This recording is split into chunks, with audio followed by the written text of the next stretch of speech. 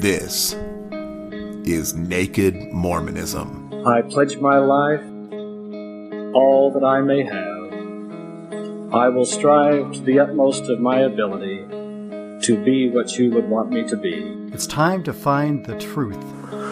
And having set our hand to the plow, we will never look back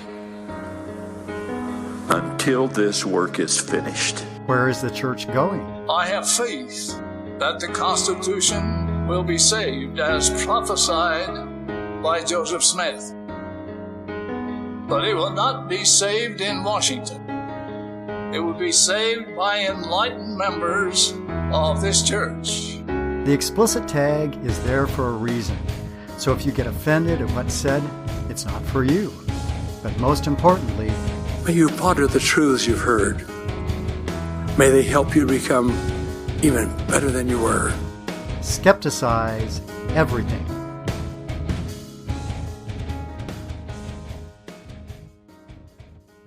Welcome to episode 33 of the Naked Mormonism Podcast, the serial Mormon history podcast. Today is Thursday, May 27th, 2016. My name is Bryce Blankenagel, and thank you for joining me. It has been a while since we've done a historical timeline episode, so let's get a quick refresher course. Now, I must give my sincerest apologies for the brief hiatus of historical timeline episodes, but obviously they take a monumental amount of work to put together, and it was just not feasible for my schedule for the last month. But today we're back on track and in desperate need of reviving this timeline to move it forward. Last historical episode, we talked about the aftermath of Zion's camp upon its return to Kirtland, Ohio. Now, I know it must seem like forever ago that we talked about this, but we discussed the allegations that Sylvester Smith raised against Joseph Smith for conduct unbecoming of a prophet of God, whatever that means.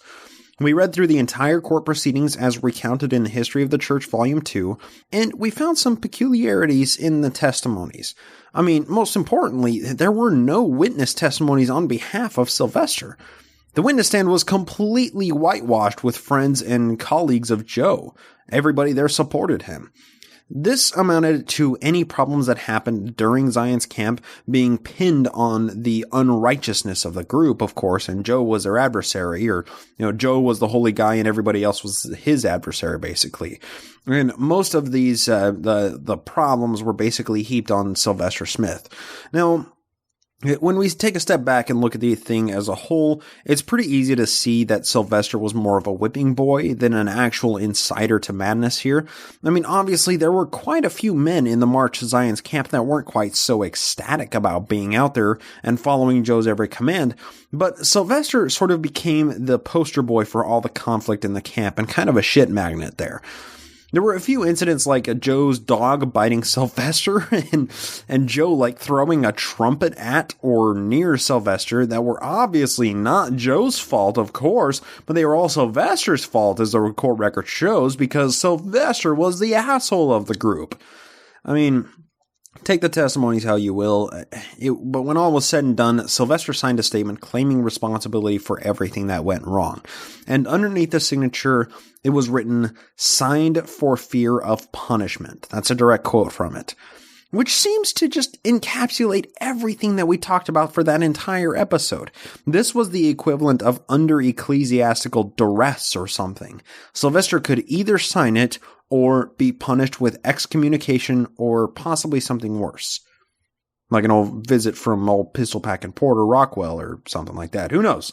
But anyway, after we discussed the Smith v. Smith trial, we pretty much wrapped up 1835 with a discussion about the organization of the Quorum of the 12 Apostles, the newest school of the prophets endorsed by Professor Bill William E. McClellan, and one of the first vision accounts.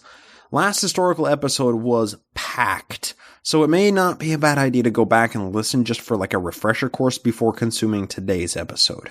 That pretty much sums up what we discussed last historical episode, and it takes us into the meat of today's episode. We're going to put 1835 completely to bed and attempt to launch into 1836. To get us started with today's episode, we need to discuss a man named Antonio Lebolo. Libolo was a superintendent of Egyptian archaeological digs for a wealthy financier named Bernardino Drovetti. I assume they're Italian or something, and he was a superintendent between 1818 and 1822. This was during a time when Egyptian archaeology was in full swing. I mean, to put some perspective on it, the Rosetta Stone had been found by Pierre-François Bouchard of the Napoleonic expedition to Egypt in 1799. That was less than one generation before the time that we're discussing right now. And the Rosetta Stone had only been completely deciphered by Jean-François Champollion in 1822, but wouldn't be very well published and understood until at least 1850 after Champollion's death. Now, I know I just butchered all of those names, but just bear with me and deal with it. I'm sorry. I'm not French. I'm not Italian. I just try my best. But the point is, the entire world was buzzing with headlines about this huge discovery in ancient language and the rivalry in deciphering the Rosetta Stone that was between Champollion and Thomas Young, which, seemed to engender much fascination with ancient Egyptian artifacts. I mean, worldwide, people everywhere were interested in this, where these, headlines were coming out.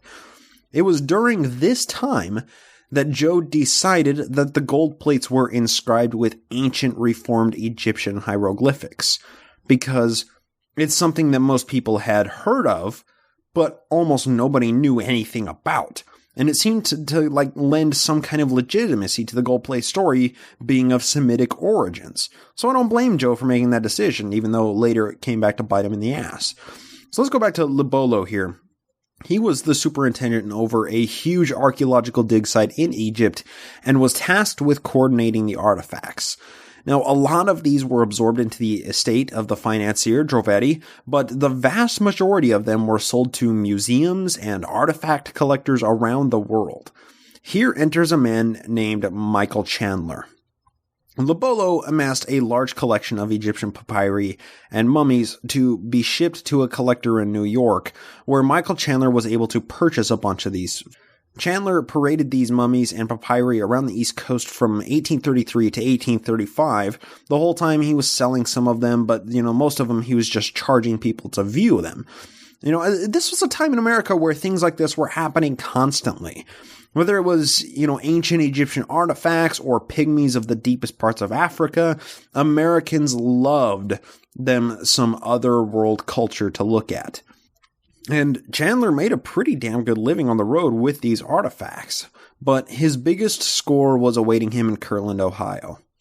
While Chandler was charging a mere 25 cents for adults to view the artifacts and a shilling for children, he would soon be given $2,400 for the purchase of all the remaining artifacts in his possession. To put some perspective on it, that's about $62,000 today. No small sum of money. So this is a newspaper clipping from the U.S. Gazette, and it was published April 3rd, 1833 in Philadelphia, and I actually took this from The Rise of Mormonism by H. Michael Marquardt, page 387. Quote, "The largest collection of Egyptian mummies ever exhibited in this city is now to be seen at the Masonic Hall in the Chestnut Street above 7th. They were found in the vicinity of Thebes by the celebrated traveler Antonio Libolo and Chevalier Drovetti, General Council of France in Egypt. Some writings on papyrus with the mummies can also be seen and will afford, no doubt, much satisfaction to amateurs of antiquities." End quote. So, people everywhere were talking about Chandler and his ancient artifacts, and he was touring the entire East Coast and a lot of the eastern states. Chandler sold a few of the mummies to schools and institutions to be dissected and stuff, as well as, some of these artifacts to other collectors. But on July 3rd, 1835, he found his way to Kirtland, Ohio. Now, there was a report just barely before this in July of 1835 that was published in the Painesville Telegraph talking about Chandler. And remember, Painesville is a mere day's walk away from Kirtland, so Chandler may have been tipped off about Joseph Smith and his amazing Egyptian deciphering abilities while he was in Painesville or maybe in the Cleveland area. Who knows? But Chandler was tipped off about it, and he made his way to Kirtland on that assumption. So this is taken from the History of the Church, Volume 2, page 235, and it's when Chandler arrives into Kirtland. Quote, On the 3rd of July, Michael H. Chandler came to Kirtland to exhibit some Egyptian mummies. There were 4 human figures, together with some 2 or more rolls of papyrus, covered with hieroglyphic figures and devices. As Mr. Chandler had been told I could translate them, he brought me some of the characters and I gave him the interpretation. And like a gentleman, he gave me the following certificate. Okay, so this is what happened. The history of the church is written from Joseph's first-person perspective. He dictated it and other people wrote it down. And then this is what happened. This is the exchange between Chandler and Joseph. Chandler showed Joe a bunch of the hieroglyphics, and Joe was like, hey, I can translate them. This is what they mean, so on and so forth. And this is the certificate that Chandler gave to Joseph. And it is dated July 6th, 1835. So 3 days after Chandler got to town. Quote, "This is to make known to all who may be desirous concerning the knowledge of Mr. Joseph Smith, Jun, in deciphering the ancient Egyptian hieroglyphic characters in my possession, which I have, in many eminent cities, showed to the most learned, and from the information that I could ever learn or meet with, I find that Mr. Joseph Smith, Jun, to correspond in the most minute matter." Signed, Michael H. Chandler, traveling with and proprietor of Egyptian mummies. So that was his...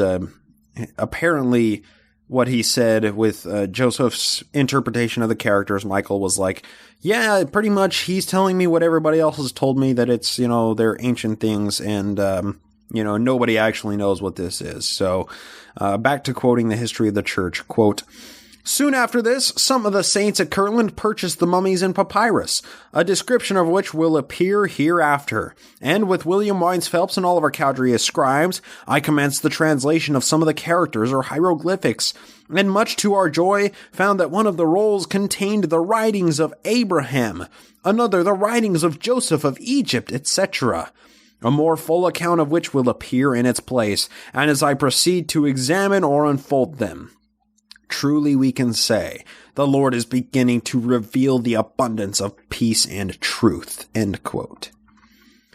So that's it. That's the story that oftentimes people will hear when you're talking about the Book of Abraham, that there was this traveling salesman parading around these mummies and papyrus, and he came into Kirtland, and Joseph loved it, and he sold everything to Joseph Smith. And from those papyri came the facsimiles and the Book of Abraham that are included in today's Pearl of Great Price. I mean, all in all, this is a monumental story in Mormon history. It's something that it's worth talking about at least, but there's so much more to it. We'll get into that in a second here. But this is all that the story merits, mention of in the history of the church. I mean, this was an amazing acquisition that the church had, buying all of these things, these ancient religious texts from this traveling salesman, and everything we just read was all that's in the history of the church about it. I mean, 2 pages later, it does mention that Joe was busy with compiling an alphabet from the Book of Abraham as practiced by the ancients, whatever that means. But that's basically all the mention that this huge story gets from the history of the church during this time. Luckily for us, H. Michael Marquardt does a much better job of covering the events surrounding these artifacts in his book, The Rise of Mormonism, which is a fantastic tome of knowledge that I use frequently for this show. But all in all, I'll need to do a CC episode, a clean-cut episode on the Book of Abraham in the future, because there's just so much more that I cannot take the time to talk about right now, because it would just interfere with the progression of the timeline. But suffice it to say, this is some really insane shit in Mormon history. So, according to H. Michael Marquardt in his Rise of Mormonism, Chandler had a little placard with him that was describing the mummies, and this is what the placard said, quote, "May have lived in the days of Jacob, Moses, or David." And it goes on to say, "and that figures and hieroglyphic characters upon papyrus will be exhibited with the mummies." And that quote right there was actually taken from a Times and Seasons article titled Egyptian Antiquities. And that the Times and Seasons, of course, was the Mormon proprietary newspaper. So, as soon as the Mormons bought this, they were talking about it in their own paper and saying, hey, this is where this stuff came from. And that's possibly the impetus behind where Joseph claimed this is, from the Book of Abraham and from the writings of Joseph of Egypt, because there, Chandler had this little placard that says that they may have lived in the days of Jacob, Moses, or David. I mean, There's no way to tell that. I mean, they didn't have the technology to carbon date it to that time or anything at the time. I mean, that wasn't something that was available to them. It was just like these rich archaeologists were digging shit up out of the ground, and they were like, this looks like it's about 2,000 or 3,000 or 4,000 years old. Sure, we'll just give a placard with it. And that was all that Chandler had. And it's amazing how Joseph could build an entire religious text based off of that, being the Book of Abraham. Of course, that stuff we'll talk about later. But what I want to talk about real quick is like when Chandler actually met Joe. I mean, Joe must have been completely enraptured by the papyri. I mean, he wasn't so much amused by the actual mummies, but by the ancient papyri from 2,000 to 3,000 years ago with the Egyptian writing on it. It must have mesmerized him. Now, I'm going to paint a picture, and this is how I see it. Take it for what it's worth. This is just what I see in my mind. But I just pictured Joe's face when he first touched the papyrus and saw the ancient writing. I mean, I personally have a couple of books from the mid-1800s, and they are pretty fucking amazing. I love them. I mean, the feel of the old paper against my fingertips and the smell of the old book bindings can just keep my gaze locked onto the pages of the books for hours without reading a single word. There's just something indescribable about old books that just enchants me and leaves me in awe of what's in my hand. No, of course, I've never held a book that's any more than 300 years old, and every one of those books that I've ever held have been in English or German. So, I mean, they're perfectly understandable to my feeble mind. I mean, at least the English ones are. I just love old books so much, and I think that Joe did too. Now, just consider my fascination with old English books that I've held and magnify it by some incomprehensible infinite number, and that might be close to what Joe felt when he first held this papyri in his hands. He must have been awestruck and just dumbfounded and enamored to the mystical ancient allure that must have seeped from the pages of this ancient writing that was in his hands. I only imagine that he must have held them in his hands with his closest friends and colleagues surrounding him in a big circle, with Michael Chandler standing directly in front of Joe, waiting to hear his reaction to the artifacts. Joe must have just gone silent for quite some time as the gravity of the situation just gripped his consciousness and took his mind to places it had never before traversed. The neurons in his prefrontal cortex must have been exploding into infinitude, igniting the visual cortex and spreading through all parts of Joe's brain that control vision and imagination, enchanting him into a spell of complete silence, as everybody around him stared at the 29-year-old prophet's elation at the papyri in his hand. The Rise of Mormonism enlightens us as to what must have been going through Joseph's mind when this happened. Starting on page 389, quote, Joseph Smith had more interest in the papyri than in the 4 Egyptian mummies. Smith took the records and went to his translating room in his home. It was reported by William Wines Phelps, a clerk and scribe for Joseph, that Smith considered one record to be of Joseph of Egypt, and another roll as that of his great-grandfather Abraham, who lived for a time in Egypt. It was revelated that these papyri were related to the biblical Joseph and Abraham. Smith showed considerable interest in obtaining these ancient writings in order to work out a translation. End quote. And that was the point. That was the turning point. Joe was so amazed by these papyri that Chandler had presented that he employed any means necessary to obtain them for himself. Thus, the mummies and papyri were purchased for $2,400, and Michael Chandler gave Joe the certificate that we read earlier and left Kirtland with a smile on his face.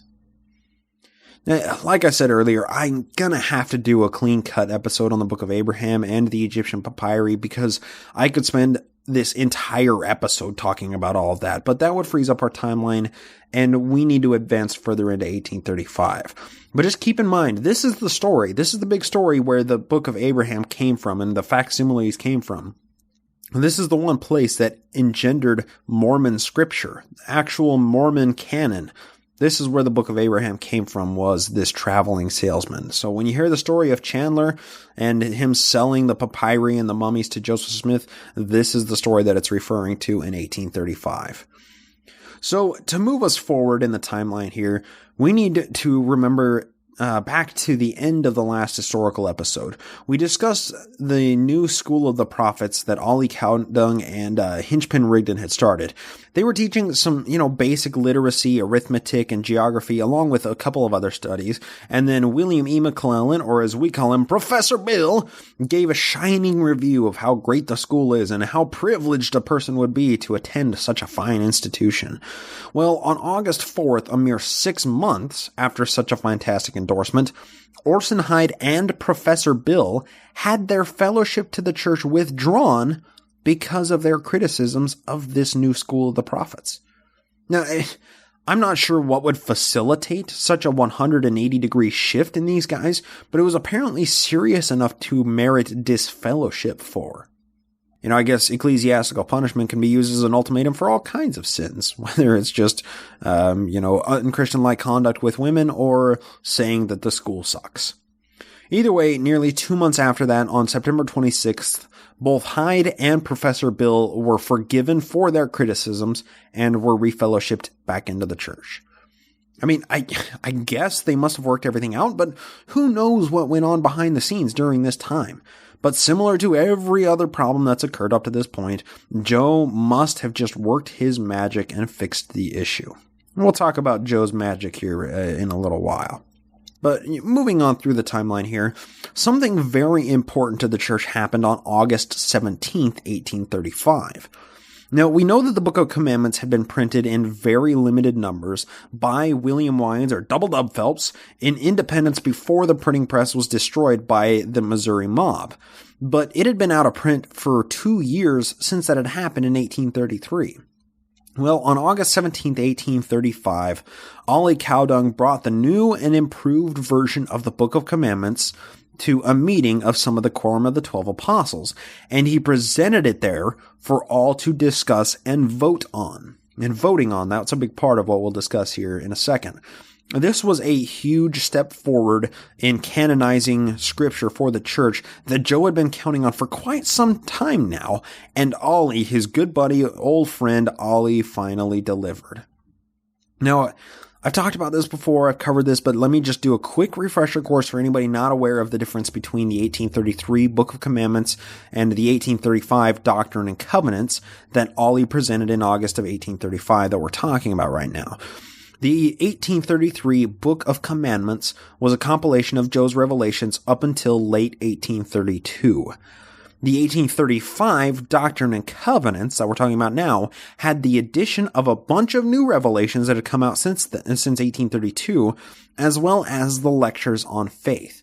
Now, the lectures on faith were taught in the School of the Elders in 1833, which constitute the doctrine part of the Doctrine and Covenants, while the revelations were the covenants part of the Doctrine and Covenants. Thus, we have the name of the book that Ollie presented to the leadership in August of 1835 that we're about to talk about, and then eventually presented to the entire congregation that was later voted on and added as scriptural canon as the Doctrine and Covenants of the Church of the Latter-day Saints.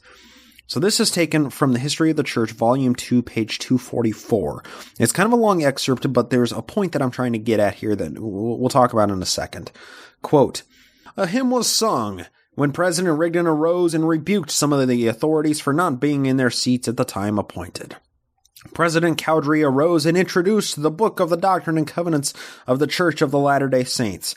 In behalf of the committee, he was followed by President Rigdon, who explained the manner by which they intended to obtain the voice of the assembly for or against said book.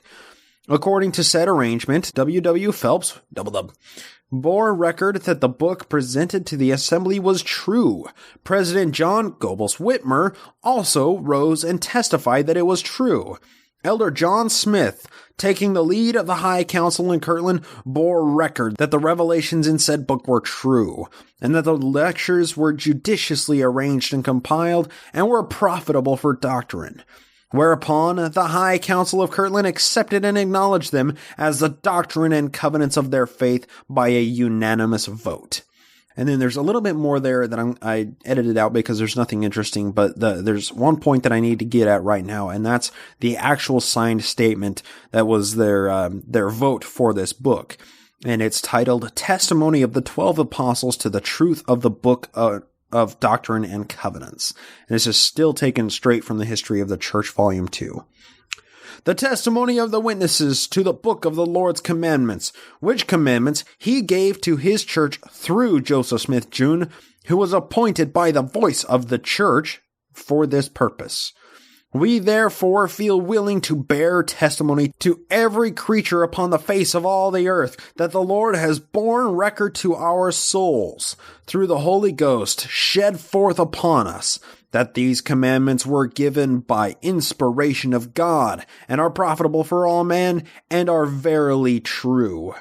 We give this testimony of God the Father and his Son Jesus Christ, that we are permitted to have this privilege of bearing this testimony unto the world, in the which we rejoice exceedingly, praying the Lord always that the children of men may be profited thereby. Signed, Thomas B. Marsh, David W. Patton, Bloody fucking Brigham Young, Heber C. Kimball, Orson Hyde, Professor Bill William E. McClellan, P. Cubed Barley Parker Pratt, Luke S. Johnson, William Smith, Orson Brain Power Pratt, John F. Boynton, and Leadfoot Lyman E. Johnson. End quote. Alright, so that was the actual acceptance and the canonizing of the Doctrine and Covenants into actual scripture of the church. That's what that vote is. That's what we just read. The canonization of text into true scripture of the church. So let me just take a second to talk about this and, rant a little bit for a second here. Now, if you've listened to the My Book of Mormon podcast while David and I have been reading through the Doctrine and Covenants, we've already discussed this many times, and I probably won't offer any unique information here that you haven't already heard during our discussions on the show. But for anybody that doesn't listen to that show or doesn't know the point that I'm about to make, strap in because this shit just pisses me off.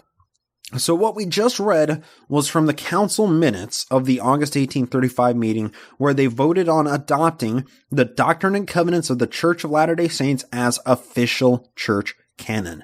That's scripture, motherfucker.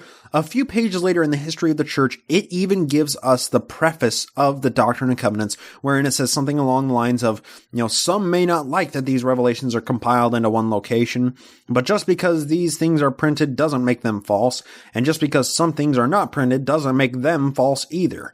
I mean, this is holy religious canon that we're talking about here. And it was revealed through Joseph Smith, the so-called prophet of the Restoration.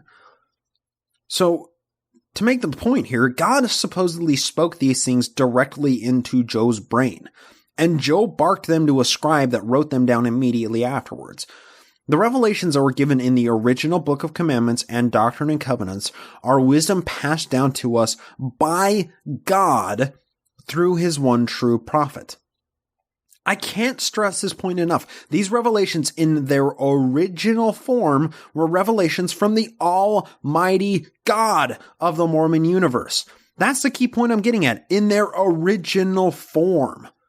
On last week's episode, during the listener mail segment, I read an email from a guy named Joel, who has done an immense amount of work in compiling a website that has multiple different versions of the Doctrine and Covenants all the way back from the 1833 Book of Commandments up to the 2013 Doctrine and Covenants as it's currently hosted on LDS.org. The point of the website, which is going to be linked in the show notes and I highly recommend that you check out, is to point out the differences in these various versions of these books. He has the entirety of each book in a side-by-side comparison with each difference highlighted and a little drink symbol next to every single verily, behold, it came to pass, or yea. It's truly an amazing feat of textual criticism, and I can't wait to use the website for the future of the My Book of Mormon podcast.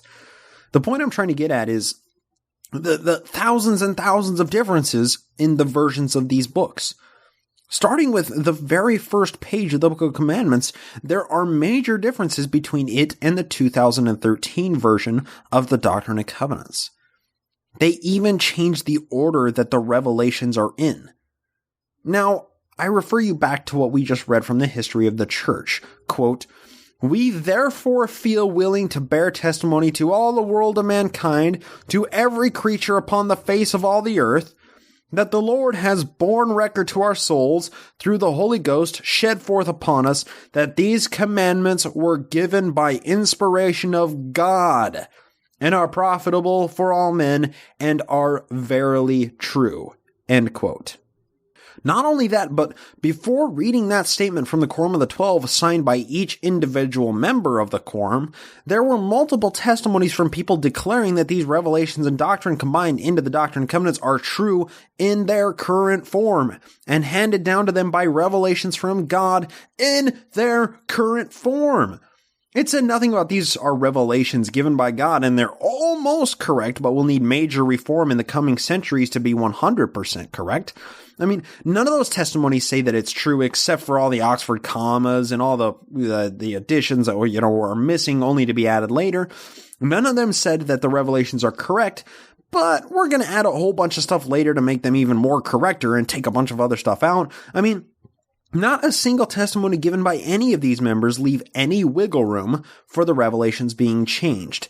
Yet I have no problem in declaring once and for all that there isn't a single page from the 1835 Doctrine and Covenants that is exactly the same as today's Doctrine and Covenants. I mean, I know that that's a hell of a declaration to make, but you show me one page that hasn't been edited a single time, and I'll retract that statement. Show me one page in the 1835 Doctrine and Covenants that is exactly the same as today's Doctrine and Covenants, where every single comma, verse break, italicized word, section heading, and everything are preserved in their perfect form from 1835 all the way to today, and I'll retract that statement. But I assert that you would be very hard-pressed to find a single page that fits that criteria. And I doubt that that page even exists.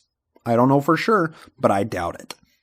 That's how much these divine revelations from God have been changed from their original format, that not a single one of them are even in their original form anymore.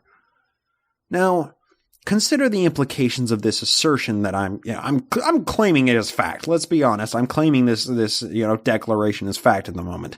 Consider the fact that Joseph Smith, Oliver Cowdery, Sidney Rigdon, and every single member of the Quorum of the 12 Apostles, and every single member of the church at that time voted that the 1835 Doctrine and Covenants is the perfect Word of God in its present form, and try to reconcile these changes that have happened over the 180 years since it was published.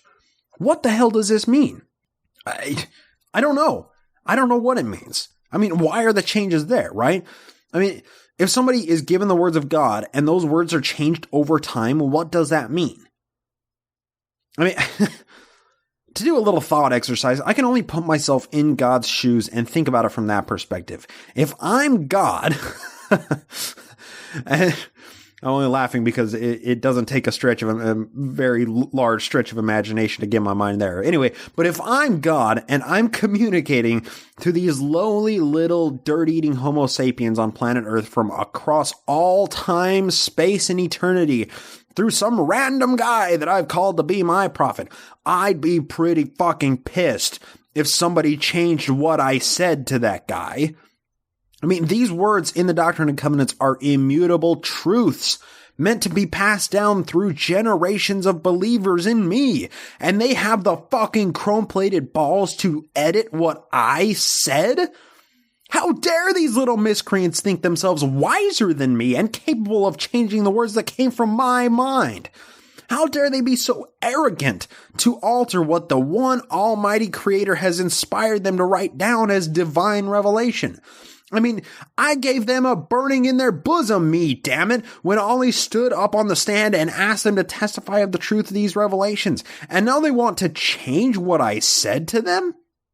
I went to all the work of raising up Joseph Smith through generations of disgusting little humans, and I was even nice enough to communicate with him in English, and they changed the words that I put into his brain? I mean, as if I needed a bigger head, right? I mean, picturing myself as God is kind of fun, but I did it to illustrate my point here. Joseph Smith and hundreds of other men throughout the 183 years since the Book of Commandments was first produced have made hundreds of thousands of changes to the divine revelations divinely revealed to Joseph Smith by the one divine God of the universe. how can a person claim that the bastardized version of the Book of Covenants that we read today is still religious scripture canonized by the founding fathers of the Mormon religion? There's no way to square this circle.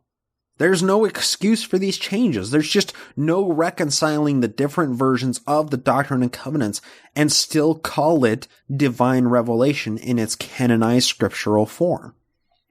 Now, I mean, forgive me if this is a bit redundant of points that I made in the past, but it gets to the bottom of a huge issue that I have with the church, and that's revisionism. If you claim to have the one truth, you should never have to revise it at any point to make it more truthy, right? If we're talking about the history of the one true church, then nothing in the history of the church should ever be changed. And it should lead people to be members of the church and understand that it's true, not chase them away from the true church. I mean, truth doesn't change when it comes from God, right? Truth isn't something you can fuck with and expect nobody to notice. I mean, I can't claim that I'm the mouthpiece of God without speaking some immutable truths that never require changing to always be true, right? I mean, definitionally speaking, I can't claim that I'm a prophet of Almighty God and then speak a false prophecy that's just mutually contradictory. And by the same token, no church can claim to be the one true church and have changed its scripture millions of times to read like it does today. Yes, millions of times. If we count every single misspelling, comma, verse break, every single word addition or subtraction from every single piece of Mormon text, spanning from the history of the church to the Doctrine and Covenants to the Journal of Discourses, we are talking about millions of changes to these texts of the one true church. Are they changed to be more true? I mean, seriously, at some point you have to ask, what the fuck does the word true even mean, right? I mean, what does it mean when a Mormon says, the Book of Mormon is the most correct or true of any book on the earth? If the word truth holds so little meaning that it can be applied to basically anything, then I'm going to apply it to something and just stick to my guns on it, just like the church does. This podcast is the most true and correct Mormon history podcast. This is the one true Mormon history podcast, and all other podcasts about Mormon history are given by false prophets, and they're persecuting this podcast, damn it. If anybody dare dispute me on that point by citing factual inaccuracy that I've said in the past, fuck off, because obviously the words truth and correct just don't mean shit anymore. Now, of course, I'll probably have to set up a PR department with a bunch of unpaid clergy called by unpaid bishops to handle my inbox after that rant. But, if only I were a religious nonprofit and I could afford an unpaid workforce. But, I mean, I guess that's not an actual thing. I don't have the means to do that. And, none of what I ended that rant with actually applies. But it's still fun to say that I'm the one true Mormon history podcast because, hey, the Mormon church is the one true church, because the word true doesn't mean shit anymore. So, like I said, forgive me if I was really harping on an old topic of frustration, but it's a point that can't be harped on enough, I think. I mean, the church has to answer for these differences in their books. We have to hold their feet to the fire on being honest with their fellow men, just like they do with us when we go in for a temple recommend. So before I devolve into continuing to rant about this topic or, trying to put myself in God's shoes again, let's move on to the next thing in the timeline and just kind of get off this old dead horse. And the next thing in the history is liable to send me off on another rant about church policy, and that happened on September 14th, 1835. The church presidency voted to give Joseph Smith Sr., Big Daddy Cheese, a living stipend of $10 a week, plus fees for giving patriarchal blessings. Yeah, that's right, fees for patriarchal blessings. Now, I assume Exmos are somewhat baffled at the fact that patriarchal blessings were initially created as an excuse to give Big Daddy Cheese some money. I mean, the epitome of priestcrafting, because that's nothing like how they're perceived now. And we'll talk about patriarchal blessings in a second here. But this is taken from the History of the Church, Volume 2, page 273. Quote, In a meeting of the High Council and the Presidency at Kirtland, it was decided that, as the laborer is worthy of his hire, whenever President Joseph Smith Sr. is called upon to pronounce patriarchal blessings upon the church, he be paid for his services at the rate of $10 per week and his expenses, end quote. So, just ignoring the fact that this is blatantly priestcrafting, or, paying clergy, which today the Mormon church is violently opposed to, let me just take a second to describe patriarchal blessings to any Nevermos that are listening, because they're a big deal in the church, and I'll be talking about them at the end of the episode. Basically, when you're growing up in the church, there are a few milestones to reach. I mean, you got baptism and conversion at 8, mission at 18, marriage at 20 and a half, 6 months after returning from your mission, etc. One of these milestones that happens sometime in your teenage years is getting your patriarchal blessing. Now, it's different for everybody, and dependent upon the household you live in, pretty much, that determines when you're going to get the blessing. It usually involves a meeting with the bishop to determine if you're worthy, see if you're touching yourself or anything. And then, of course, a day or two of fasting before you actually get the blessing, to get your mind in the right starved spiritual mindset. And then you go to see the stake patriarch. Now, there's just one patriarch per stake in the church. I mean, there's the smallest denomination of churches are branches, and then it goes up to wards, which are the most common and frequent ones. And then, each stake has multiple wards inside of it, but each stake only has one patriarch. And it's a very unique position. Once a person is called to serve as patriarch, he serves that for his entire life until he's physically or mentally unable, at which point a new patriarch is called. Now, once called to the calling of a patriarch, that man can't hold any other office. He simply can't. He's like a Supreme Court justice. He's in it for life. A patriarchal blessing is basically the Mormon equivalent of a horoscope, right? Only it doesn't need to be quite as accurate as your everyday newspaper horoscope.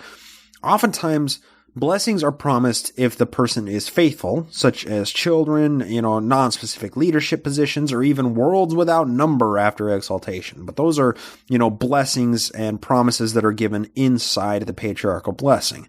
The cool thing about these blessings or these gifts is they can't ever be disputed. Now, if you read a horoscope in the paper or on a website or something, it may sound kind of like something about you, but the wording may not match up perfectly, so it might not be all that convincing. Well, when it comes to one of these patriarchal blessings or gifts that's inside the blessing itself, it could be talking about your current life or your premortal existence before you came to earth, or even your life in heaven after death. So if something seems a little bit off about your blessing, or you don't really understand a certain part of it, then it can be said that it only applies to you in the celestial kingdom, or that specific gift or part of the blessing is regarding something that happened in the premortal existence or something. And Mormons are actually encouraged to read their patriarchal blessing every year, or once every 2 years or whatever, just because they see different things in it every time they read it. They latch onto certain phrases in it that apply to certain parts of their life at any given time, which is exactly what a horoscope does, right? Now, I'll give you an example. In my patriarchal blessing, it says that I'll be given a white stone, right? It doesn't say when, like when I die or when I ascend to the celestial kingdom, or like future past tense, talking about my pre-mortal life that I had one or something. It doesn't even say if I'll get it when I become prophet of the church, which would be cool, right? But any of these options are possible.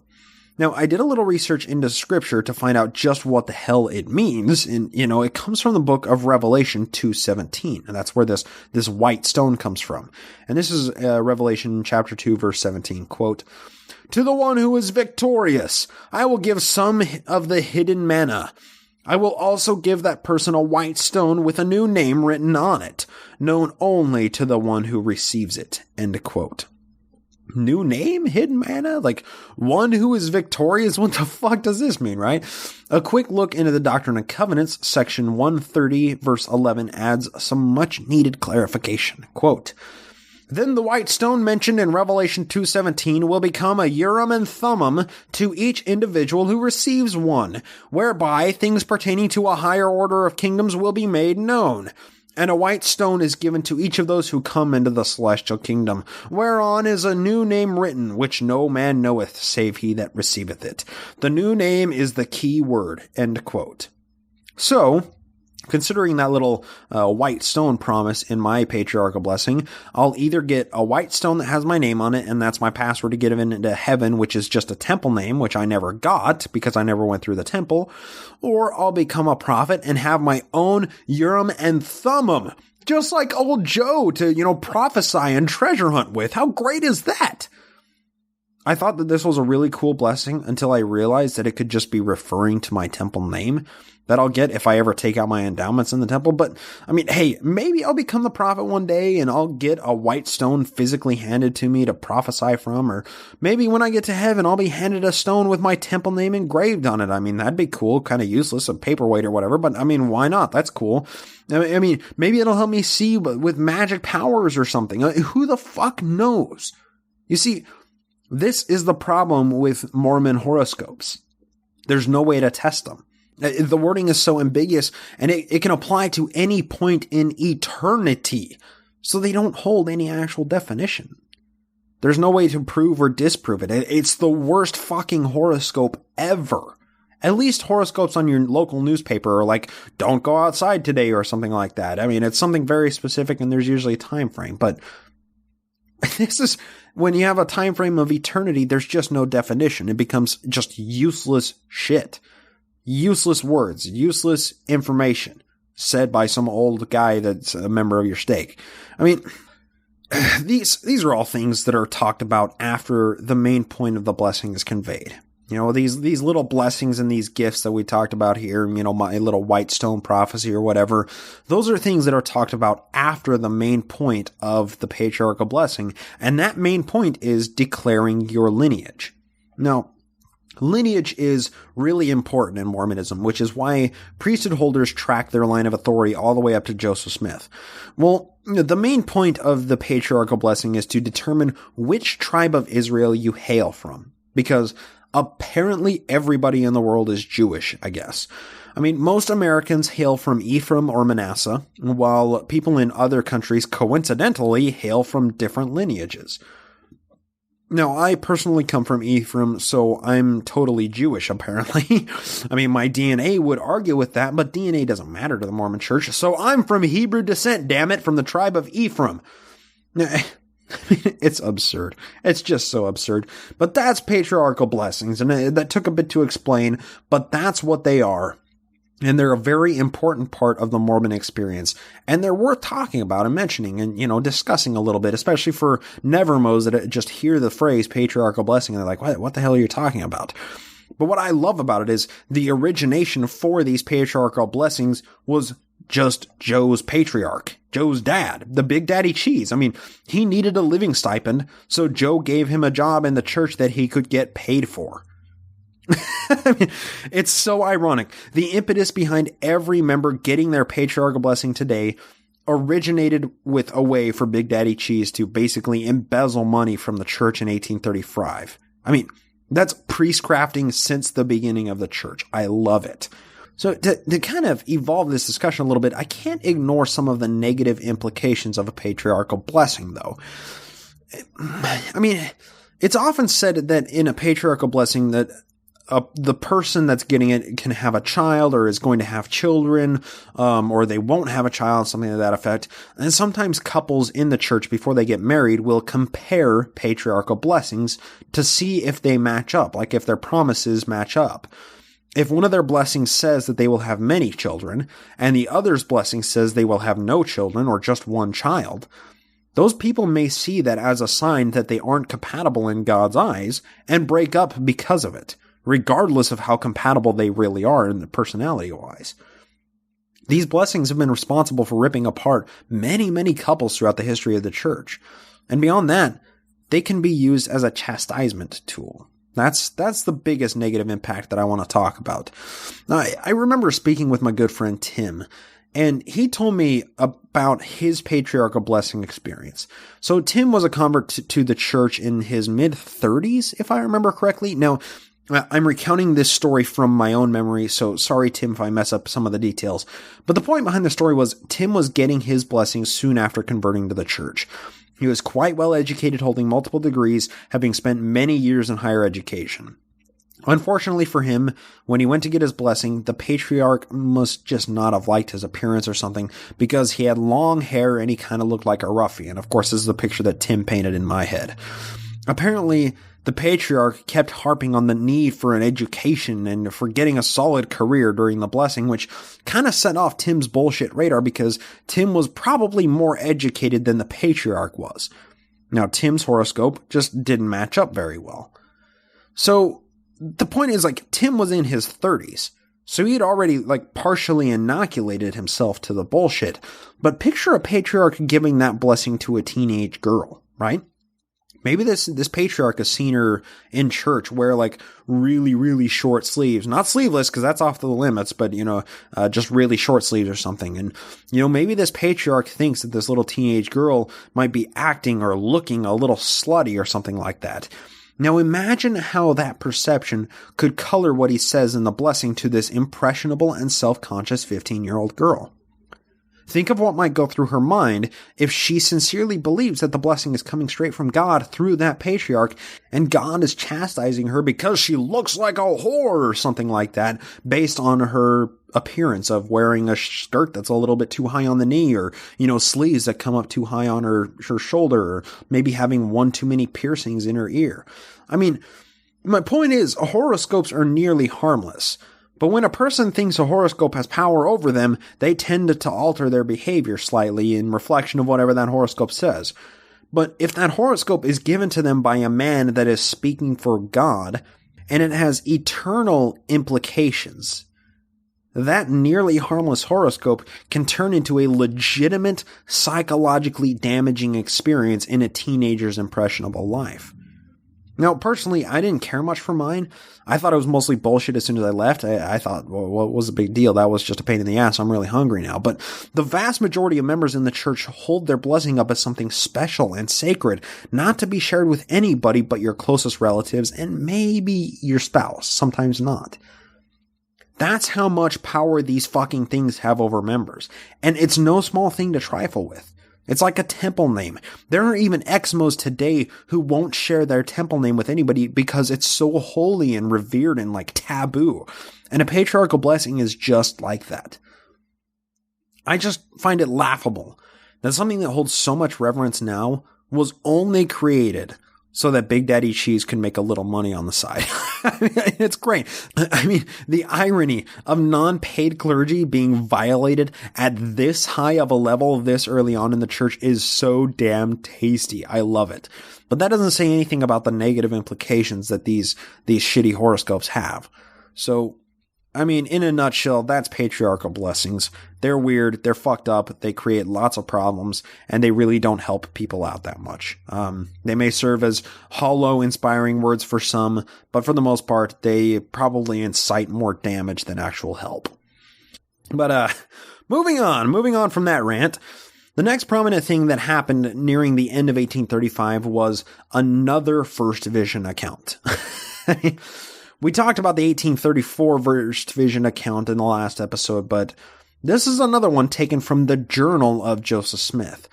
It's pretty hard to dispute the accuracy of this account. It's much shorter than the last one we read, so I'm going to read it and briefly discuss some of the differences between it and today's version that's in the Joseph Smith history that the church claims to be truth.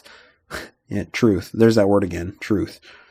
Only this time the truth regards a visitation from God and Jesus in person. So, it's actually true. It's very important that this is actually true. And from Joseph's own journal. There's no disputing that. Quote, "Being wrought up in my mind, respecting the subject of religion and looking at the different systems taught the children of men, I knew not who was right or who was wrong, and I considered it of the first importance that I should be right. In matters that involve eternal consequences, being thus perplexed in my mind, I retired to the silent grove, and bowed down before the Lord. I called upon the Lord for the first time, in the place above stated, or in other words, I made a fruitless attempt to pray. I called on the Lord in mighty prayer. A pillar of fire appeared above my head. It presently rested down upon me and filled me with joy unspeakable. A personage appeared in the midst of this pillar of flame, which was spread all around, and yet nothing consumed. Another personage soon appeared like unto the first. He said unto me, Thy sins are forgiven thee. He testified unto me that Jesus Christ is the Son of God. And I saw many angels in this vision. That was added later. I was about 14 years old when I received this first communication. When I was about 17 years old, I saw another vision of angels in the night season after I had retired to bed. End quote. So that's Joseph's journal entry talking about the first vision experience. All right, the first thing that we notice that differs from today's Joseph Smith history version is Joe calling it the silent grove, whereas today it's called the sacred grove. Also, Joe just prayed to God respecting the subject of religion to know who was right or who was wrong. I mean, that comports with the current version. But immediately during his praying, a pillar of fire appeared to Joe. You know, that's unique. The pillar of fire. Normally it's just a light descended down from the heavens, but this is much more intense, an actual pillar of fire. But the thing it ignores there is it says nothing of the struggle within Joe, or, you know, him fighting the adversary, or his tongue being seized by a demonic presence or something like that, which is interpreted in all of the histories that we see, you know, movie or video representations of today, and it's encapsulated in the Joseph Smith history version as well. I mean, he's just praying, and then boom, there's a pillar of fire. That's it. Then after that, he saw one personage appear in the pillar of flame that, you know, this pillar of flame didn't seem to consume anything. And then after that, another personage appeared. The first personage was apparently completely silent because it only talks about the second personage telling Joe that his sins are forgiven and that Jesus Christ is the Son of God. The personage never claimed to be Jesus or God. I mean, it also mentions in passing that I saw many angels in this vision, and that was added in later, that were just apparently too amazing to describe or merit any amount of literature and had to be spliced in later, but they were totally there, apparently. And then Joe concludes the account with saying he was 14 when this happened, and 17 when the other vision occurred after he had retired to bed. The thing that strikes me as so anomalous is the fact that these personages were not named. I mean, the first personage never said anything about, "This is my beloved son, hear him," while pointing to the other personage as the story goes today, right? And most importantly, the second personage merely told Joe that Jesus is the Son of God. He didn't say, "I am Jesus, the Son of God," which would be expected if it were actually Jesus, right? I mean, it neglects to mention that the personages were God and Jesus, which is a pretty important detail, and this account even adds a detail that seems absent in the currently accepted account of Joe seeing many angels in this vision. In the vision, the word vision there. It calls the whole thing a vision, which is a huge departure from how it's described in the Joseph Smith history. In the current version, there are no angels. The personages are described very strongly as God and Jesus incarnate. It makes absolutely no mention of this being a vision. I mean, rather it's interpreted as a completely real experience. I mean, the same evolution occurred with the 1823 vision of the angel that was later called Nephi and then changed to Moroni. It doesn't claim to be a visionary account, but rather a very real experience after hours of praying. The issue I'm trying to point out here is the evolution of a legend, right? That's all this is. If what is recounted in the Joseph Smith history actually happened the way that it did, then why did this story start out the way that we just read, or the way that we read last episode, or the one that we read when we were talking about the 1832 version of it? I mean, why did the story change and evolve and get more epic and intense as the years passed? And finally, the one that we use today was published 22 years after the supposed occurrence, and only 2 years before Joe's gunfight death. I mean, this is exactly what we would expect to see from somebody that's telling a story with little to no grounding in reality. If we put Joe on the witness stand and brought these 3 different versions of the first vision account to trial, he would be identified as embellishing the story at best or outright lying at worst on the stand. But at least he was a prophet of God. So none of these contradictory facts matter, right? Because he's the true prophet of God. There's that word again, true. All right, let's advance the storyline a little bit more here. Let's try and get to the end of 1835 here. Now, the way that we need to advance it here is read an entry from an autobiography of a man named Jonathan Crosby that tells of his first meeting with Joe. And it's really a fascinating autobiography, and it's hosted on the BYU Early Documents website. And, I really recommend you check it out, and there will be a link for it in the show notes. The most remarkable thing about the autobiography is how Joe's personality tends to shine through, and that's what we're going to be focusing on. We can really get a sense for who Joe was as seen through the eyes of Crosby here, Jonathan Crosby. The secondary reason that I'm reading this is to point out that Joe was taking this time after buying the papyri and the mummies to translate them and create an Egyptian alphabet. But that's kind of a subtext note that we'll talk about later. But Joe also explicitly claims that the papyri were written in the same language as the Book of Mormon, which is an important detail to point out. And, all of that is a secondary reason that I'm reading this. But the primary is it's just so fascinating to attain a little glimpse of Joseph's personality here. This is from the autobiography of Jonathan Crosby. Quote, "Soon after our arrival at Brother and Sister Pratt's, I left my wife there with her sister and took our horse and rode to Kirtland to look out a dwelling place. When I arrived in town, it was nearly dark. I put up my horse at the tavern, which was kept by a brother Johnson, father of Luke and Lyman Johnson. Then I determined to go and see the prophet of God first of all, as it was my strongest desire. I was told where he lived and went there, rapped on the door, and the prophet himself opened it and bid me come in and be seated. He then asked me a few questions concerning my nativity and of my coming into the church, and made me welcome. He had the company of several persons that evening beside myself.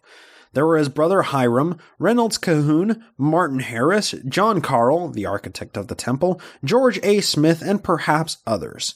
We had a very pleasant time. He treated his company with cider and pepper, and had supper served up. I thought he was a queer man for a prophet of God.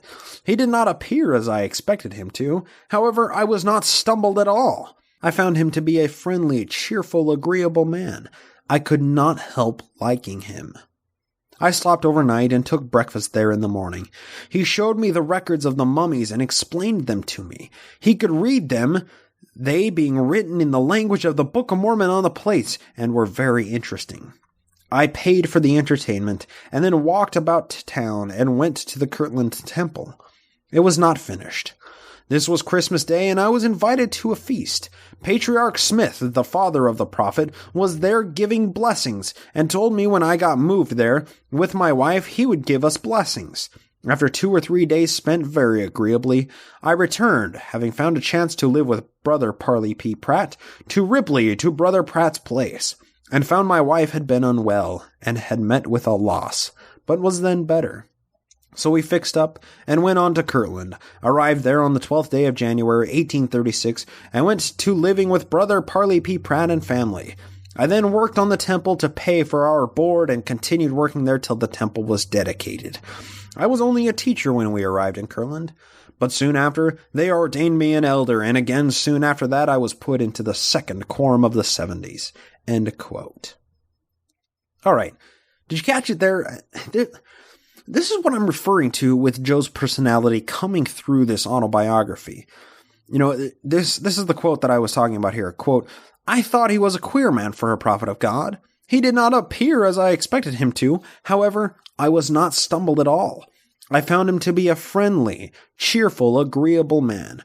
I could not help liking him." End quote. This is the magnetism and charisma that just seeped from every one of Joe's pores. I mean, people couldn't help but like him. And when he got you alone, he could convince you of just about anything. I mean, take a little dive into hypothetical land here. I mean, put yourself in Jonathan Crosby's shoes here and picture this situation. Follow me down this road and let me try and paint a picture for you here. If you don't want to, dive into hypothetical land, just skip the next couple minutes. But picture yourself as Jonathan Crosby. You're a recent convert to the church, and you're making the journey to Kirtland, Ohio to be as close to the church as possible, probably fleeing persecution from your friends and family for joining the Mormonites in the first place. Your wife is pregnant, so you leave her and her sister at the home of Pratt's in Ripley, which is almost 300 miles from Kirtland, so you can go scout out a place to live in the heart of the Mormon HQ, right? The first thing you do upon arrival to Kirtland is meet this much revered prophet and see if he's everything the rumors painted him up to be. It's late December in Ohio, and the bitter cold is matched in uncomfort only by the non-stop wind that chills you to your very core. After days of travel on horseback, you arrive to Kirtland in the late evening and ask a local where you can find the house of the prophet, for it is your motivation to meet such a man. And the local points you to the biggest house in Kirtland and says, the great prophet resides there with his wife and young woman servant. You slowly walk your exhausted horse to the local tavern and pay to board it there for the night, saving the majestic beast from the howling wind and biting snowstorm that simply refuses to cease. You bundle up as tightly as humanly possible to shield yourself from the onslaught of frozen air and walk the 1.5 miles from the tavern to the well-lit home of the prophet, with smoke billowing from the chimney. You pause on the doorstep to think about how much you've sacrificed to become a member of this church and how strong you are in your young faith and convictions. This prophet must be quite an amazing man to convince so many people just like yourself to sacrifice so much to be a member of this one true church. What does he look like? Is he an old man with a long beard and years of wisdom rolling around in his mind? Is he a well-educated man, deeply knowledgeable in the finer points of Bible doctrine and tenets? Maybe he's a crazy man. The only way to arrest your anxiety is by knocking on the door and meeting him for yourself. You rap your frozen knuckles on the rigid wooden door, and the sting of freezing air penetrates the skin on your hand. You regret the fact that there wasn't a door knocker you could employ, but the knocking aroused voices on the other end of the door, so the knock was received. You hear 3, possibly 4 voices conversing on the other side of the door, and after a brief pause, a 30-year-old man with an evening suit and turned-up lapels answers the door. You say, "I'm looking for the prophet Joe Smith. Am I at the correct residence?" The man who answered the door says, "I am the prophet. To whom do I owe this pleasure?" "My name is Jonathan Crosby. I've traveled many miles in the winter snow to meet you." "Oh, please do come in. Rest your weary feet, traveler." Joe is nothing like you expected, but he's soft and hospitable, and most of all, he won't stop looking at you with his big, beautiful blue eyes. His gaze is almost mesmerizing, and his conversation locks you in and drowns out the rest of the world. There could be 7 other people in the room or 50 other people, but when the prophet speaks to you, nothing else in the world exists. Joe asks about where you're from and your family, and you tell him of your pregnant wife and sister that are staying with Brother Pratt in Ripley. You relate the struggles necessary to get to Kirtland, and Joe asks you to share your testimony with the 7 other church leaders seated in the room, which you do willingly. After an evening of conversation and relaxing, the other elders in the room leave, and you are left alone with the prophet and his wife and young Fanny, the house servant. And you and Joe stay up for hours talking about religion, politics, ancient antiquities, and everything in the world that interests you both, solidifying this deep interpersonal connection that you've been seeking with the holy prophet of God for so long.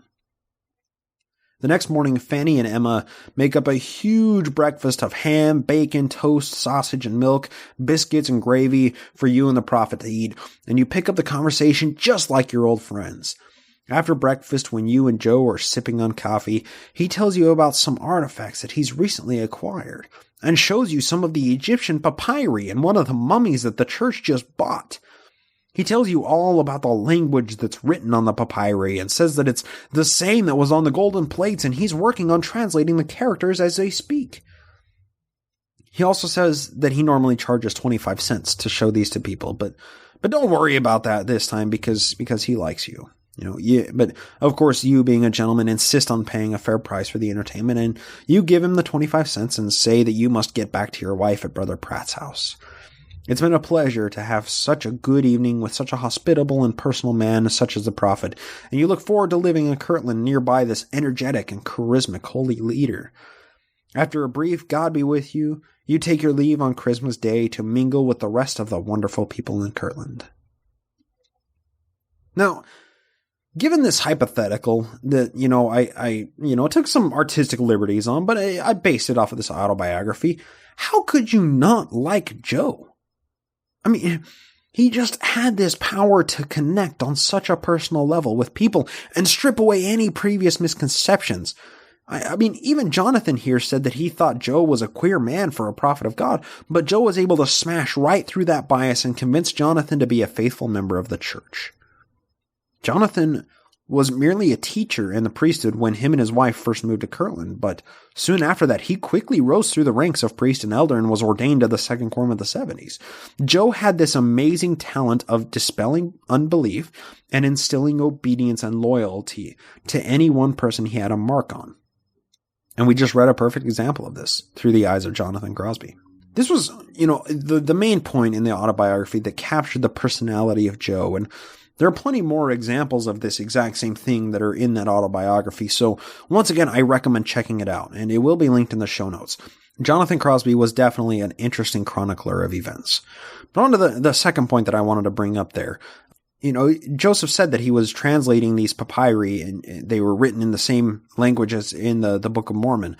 So there's really not any way to dispute that Joe wouldn't be able to do this, right? I mean, if Joe knew what he was talking about, if he actually translated the Book of Mormon from the ancient plates, and the ancient plates were indeed written in Egyptian, the same language, the same hieroglyphics that are, featured on the papyri, he would be an expert on it, basically. He would be the world's foremost expert on ancient Egyptian language. And he told Jonathan Crosby here that he was working on a translation of it. I mean, this was 6 months after he had acquired these artifacts from Chandler. So I can't really understand any argument that people might use to support the Book of Abraham and support these papyri as being legitimate scripture. There's just not really an argument there, not anything that I can possibly wrap my mind around. So that was kind of the second point that I wanted to point out with this, I wanted to shine a spotlight on with this autobiography is, Joe claimed that he knew how to translate these Egyptian papyri, and supposedly he did. We have the translation in the Pearl of Great Price. You can look at it for yourself. But, let's kind of move away from Jonathan Crosby. That's a really interesting autobiography, and I recommend checking it out in the show notes. It's really, really awesome. But the next thing that kind of moves us into the absolute end of 1835 and launches us into 1836 is another autobiography by a man named Benjamin F. Johnson. Now, this autobiography will also be linked in the show notes, and it's just as compelling and fascinating as Crosby's that we just read, only it's like 3 times as long. There's a ton of information there.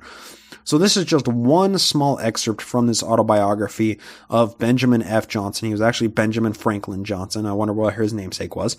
And I'm going to read it, but the whole thing will be linked in the show notes, like I said. So be sure to read it for yourself if you really, really want to dive into further research on this. Quote, "There were, dear brother, other teachings to that council of which I am not at full liberty to write. But if I had your ear, I would remember that the prophet once said to me, Benjamin, in regard to those things I have taught you privately that are not yet for the public, I give you the right when you are so led to commit them to others, for you will not be led wrong in discerning those worthy of your confidence." So to take a brief pause there, this is something that Joseph often told people is that share what your heart is, or what God leads your heart to share with other people. And that's basically what Benjamin is talking about with what Joseph Smith said about what we're going to talk about, actually. He continues on here. "And now to your question. How did the early prophet Joseph practice polygamy? I hardly know how wise to reply, for the truth at times may be better withheld. But as what I am writing is to be published only under strict scrutiny of the wisest, I will say that the revelation, Doctrine and Covenants 132, to the Church and Nauvoo, July 21st, 1843, on the eternity of the marriage covenant and the law of plural marriage, was not the first revelation of the law received and practiced by the prophet. In 1835 at Kirtland, I learned from my sister's husband, Lyman R. Sherman, who was close to the prophet, and received it from him. This is quoting Lyman R. Sherman now, quote, that the ancient order of plural marriage was again to be practiced by the church. Back to quoting Johnson here.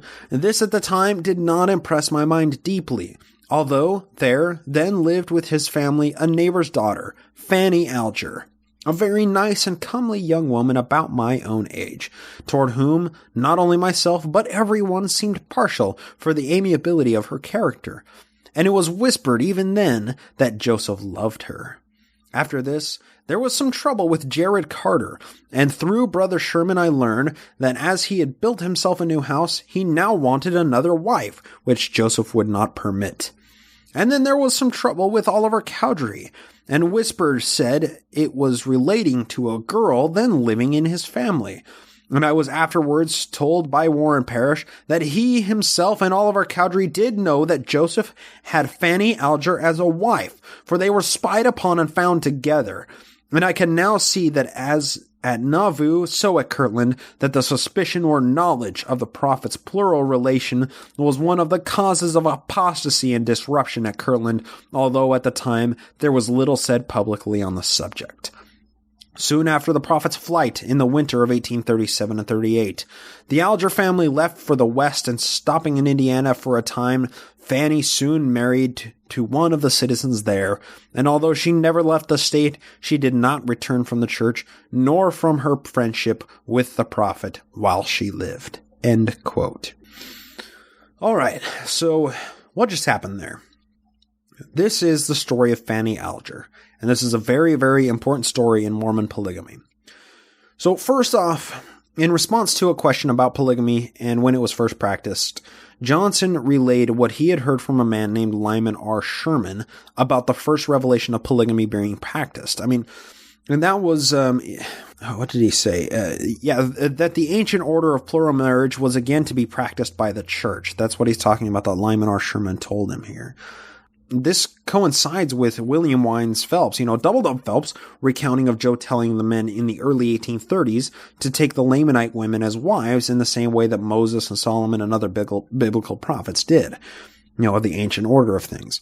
When Sherman quoted Joe in saying that, the ancient order of plural marriage was again to be practiced by the church, that was the very first revelation of polygamy in all of church history. And given maybe around 1831 or 32, who knows? There is some fleeting evidence that Joe was getting busy with other women as early as 1827, the week after he was married to Emma. But the evidence for that is fleeting. But what we're talking about right now constitutes some of the earliest hard evidence of polygamy being practiced, or let's just say it, extramarital affairs. We are now officially talking about the first real sex scandal in the early church between Joseph Smith and Fanny Alger. Don't forget that Lyman R. Sherman guy that we talked about here, because he's important once 1837 rolls around regarding the printing press in Kirtland. But for now, let's dig into Fanny Alger and try and talk about her a little bit. This topic will close up 1835 and launch us into 1836, because that's kind of when this sex scandal first became an issue and people became aware of the extramarital relations between Joe and Fanny. Let's take a step back and catch Fanny Alger up in our storyline to kind of see where she came from. She was born on the 20th of September, 1816 in Massachusetts to Samuel Alger and Clarissa Hancock, the fourth of 10 children. In 1830, the Algers converted to Mormonism and were baptized, being some of the earliest members to join in Ohio. Around 1832, the Smiths took Fanny in to teach her homemaking and get her help around the Kirtland store, in which the Smiths were living until 1834. Now, once 34 rolled around, that's when Joe and Emma moved into their own home, and that was the Kirtland mansion. And Fanny came along with them to live there. Some scholars will assert that the relationship between Joe and Fanny began as early as 1832 when she first moved in, maybe when she was about, 15 or 16 years old. But that's really hard to prove, and, it would have been hard to conceal their relationship with how crowded things were in the Kirtland store and the apartment that Joe, Emma, and Fanny were living in. So there's not a whole lot of merit to those arguments, I think. But given the reactions of people, especially Emma, when this information came to light in 1836, we definitely know that something was going on around 34, 35, 36 between Fanny and Joe. Now, The thing is, I mean, this affair may have been going on for 4 years before that, but there's just no way of proving it, like I said. And the vast majority of Mormon historians believe that it started sometime in late 1835, and then it was discovered by Emma in early 1836. Now, I should point out, I'm taking most of this information about Fanny from josephsmithspolygamy.org, which is a website run by Dr. Brian Hales, who's a fantastic Mormon historian, sort of historian, who is also an anesthesiologist and a really, really shitty Mormon apologist. He was the guy who wrote the 2-volume book set on Joseph's polygamy that was released in 2013 and 2015. And he really is an impressive historian. He just doesn't have a degree in history. He's an anesthesiologist. I mean, nothing of what I'm reporting here can be construed as anti-Mormon propaganda. That's the point I'm getting at here. He's an actual Mormon apologist here. But it needs to be discussed in the realm of real historianship.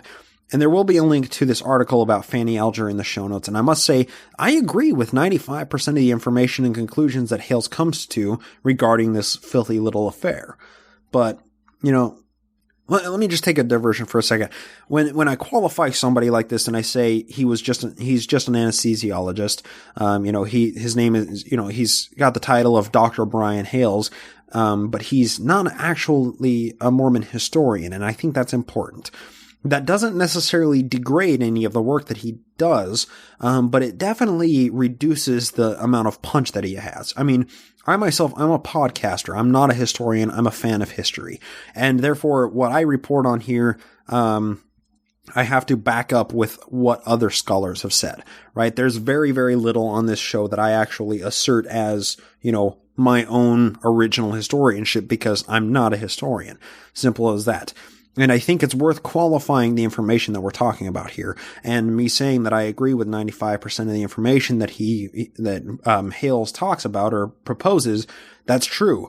But I think there are some things that he leaves out, some things that he might misconstrue, and but, it is worth, qualifying the evidence that we're talking about here. And I think Hales does a great job of reporting history, but he's not a qualified historian, and that needs to be said. And I'm not saying that as degrading, because I'm not a qualified historian either. I just like to talk about history.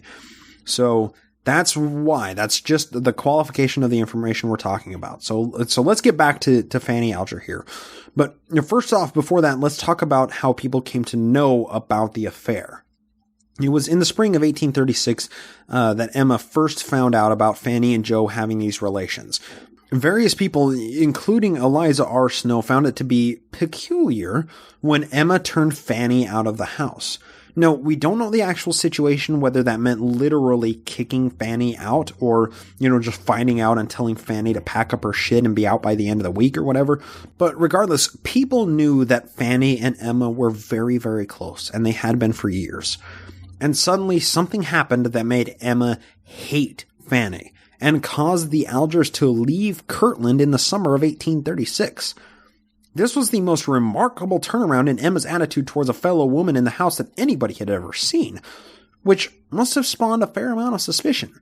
Now keep in mind, this all went down in 1836, 7 years before the revelation on polygamy actually was a thing, and before it was printed in the Times and the Seasons. So, I mean, this is kind of a long time before it was considered official Mormon doctrine to have polygamous relationships. A man named Don Bradley, who's a reporter in 1887, attempted to construct a list of Joe's polygamist wives. During his time of research, he interviewed 2 of Joe's surviving wives, who were Melissa Lott and Eliza R. Snow. Now, Eliza R. Snow is a very important woman in Mormon history, and she was a very important wife to Joseph. She's the woman that carries the story of being kicked down the stairs by Emma in her history. I mean, that's Eliza R. Snow. That's who we're talking about here. Most historians think that this actually didn't happen, that Emma didn't actually kick Snow down the stairs, but, that the stairs story was merely a rumor that just gained traction. But regardless, Eliza Snow is somebody that we'll talk about in the timeline very soon, and she's an important person to keep in mind. So anyway, Bradley interviewed Snow about Joe's wives, and he wrote this while speaking with her regarding Fanny Alger. And it's kind of disparate and kind of confusing, but they were just conversation notes. So that's why he was writing this while talking to Eliza Snow. Quote, Alger Fanny, Joseph Smith's wife, one of the first wives Joseph married. And then there's a line that he starts writing out, Emma made such a fuss about, and then there's a big strike through on that line, as if that was a thought he was going to start talking about, and then he went down to something else. The next line in it is, Snow was well acquainted with her as she, meaning Fanny, lived with the prophet at the time, she, meaning Fanny, afterwards married in Indiana, where she became the mother of a large family. A brother Alger's live in St. George, Utah. Right to President McAllister, end quote. So I know it's disparate and stuff, but that's just because they were quick conversation notes like any reporter does without any recording equipment. But this was a monumental meeting between Bradley and Snow. While Bradley was interviewing Eliza Snow, he showed her a list of Joe's wives that he knew about, which had 13 names on it. Many of which were dead by this time, because this is 1887. When Bradley showed the list to Eliza Snow, she took that list out of his hands and penned down 13 more names in her own handwriting that Bradley was unaware of. It's amazing. We have this document and we can see the list in both persons' handwritings. I mean, this is all included on Brian Hale's JosephSmithPolygamy.org article about Fanny Alger, and I encourage you to follow the link in the show notes just to see a photocopy of this document for yourself. But just picture yourself as Bradley in this situation. It must have blown his mind. He had this list of women that he knew were actual wives of Joseph Smith, and then he goes and meets with somebody he thinks or who he thought was a wife of Joseph Smith. And she takes that list and doubles it in size with that one interview. And this document is actually one primary source that many historians use to substantiate the wives of Joseph Smith. There's no refuting this. This is an amazing document, and we can see the photocopy of it. The LDS Church has this in their own archives. I mean, keep that in mind. This is amazing stuff. So if we keep digging into the vein of Fanny here, there was another account from Anne Eliza Webb Young that enlightens us a little bit more on the polar shift that Emma made. This is from Anne Eliza Webb Young, and this is how she remembers the situation. Quote, Mrs. Smith had an adopted daughter, a very pretty, pleasing young girl about 17 years old. She was extremely fond of her. No own mother could be more devoted, and their affection for each other was a constant object of remark. So absorbing and genuine did it seem. Consequently, it was with a shocked surprise that the people heard that Sister Emma had turned Fanny out of the house.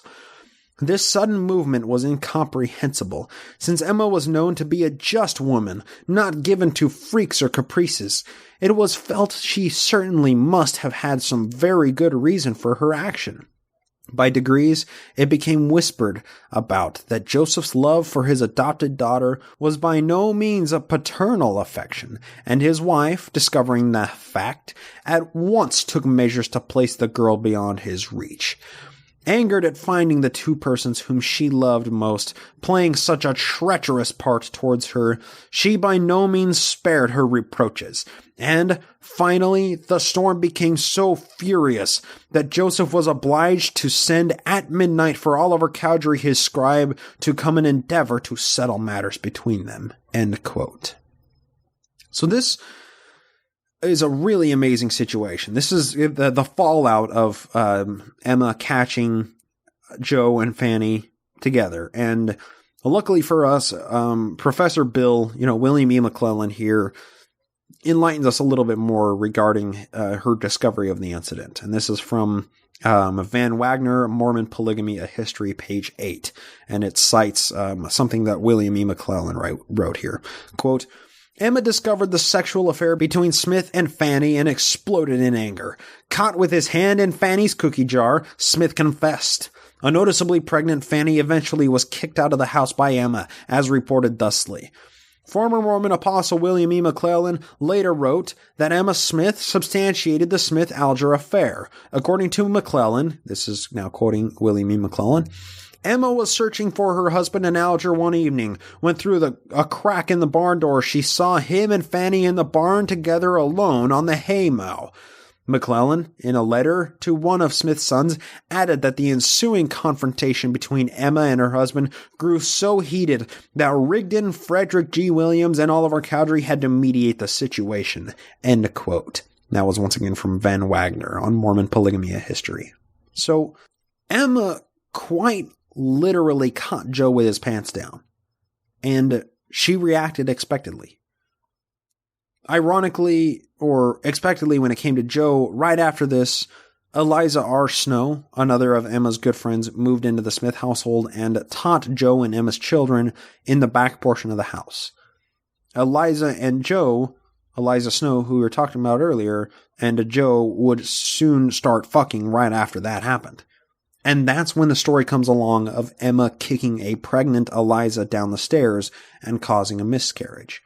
I mean, this is all tightly intertwined, and we need to talk about Eliza soon and everything, but our focus is on Fanny Alger, and she's a very interesting character because this is when it first became publicized that Joe was fucking other women. And we have to talk about the backlash, because this is an important part of it. So only months after this affair became public, the Alger family decided to move, which probably had something to do with Emma. And the interesting part about this is Joe tried to convince the 19-year-old Fanny to go with her uncle to go settle in Nauvoo, probably because Joe thought he would be there soon and that's where they could reunite. But the decision was made, and Fanny instead accompanied her parents to Indiana, where she met and married her husband Solomon Custer only 2 months after this occurrence in November of 1836. The backlash from this is just really important to discuss here. Not only did these rumors spread like wildfire and, cause a lot of people to question Joe, but this affair was one of the biggest sticking points on Defection Day in 1838, when a significant number of church leaders left the church. Most of them cited the prophet's affair with Fanny Alger as one of the evidences that the keys of the kingdom had been lost and Joe was no longer a true prophet of God. This affair, coupled with the fact that the Kirtland Anti-Banking Society was amidst a major collapse, thus taking the entire Mormon economy with it, and, all of these problems together, it's easy to see that these people left the church for good reasons. One of the most prominent people to leave on Defection Day was our best buddy, Ollie Cowdon. He must have been really pissed off at Joe and, Joe's dick-happy shenanigans here, and this eventually caused him to leave. But of course, we'll get into that when the timeline gets to 1838, and that's coming up very soon. But I do need to bring this up to help explain the excerpt that I'm about to read. On January 21st, 1838, Ollie wrote a letter to his brother Warren A. Cowdery. This letter was in reply to an earlier letter that Warren had written to Ollie, asking about Ollie's position in the church and, Warren and Ollie's position with respect to each other and stuff like that. So this is Ollie's reply letter. And in it, he clarifies his thoughts on a few things, including the whole Fanny thing and, some other details. It's a really interesting letter. This is taken from a different page on josephsmithpolygamy.org with a photocopy of the handwritten letter. And of course, that's going to be linked in the show notes as well. Quote, this is quoting from Oliver Cowdery. I have never confessed, intimated, or admitted that I ever willfully lied about him, meaning Joseph Smith. When he was here, we had some conversation in which, in every instance, I did not fail to affirm what I had said was strictly true.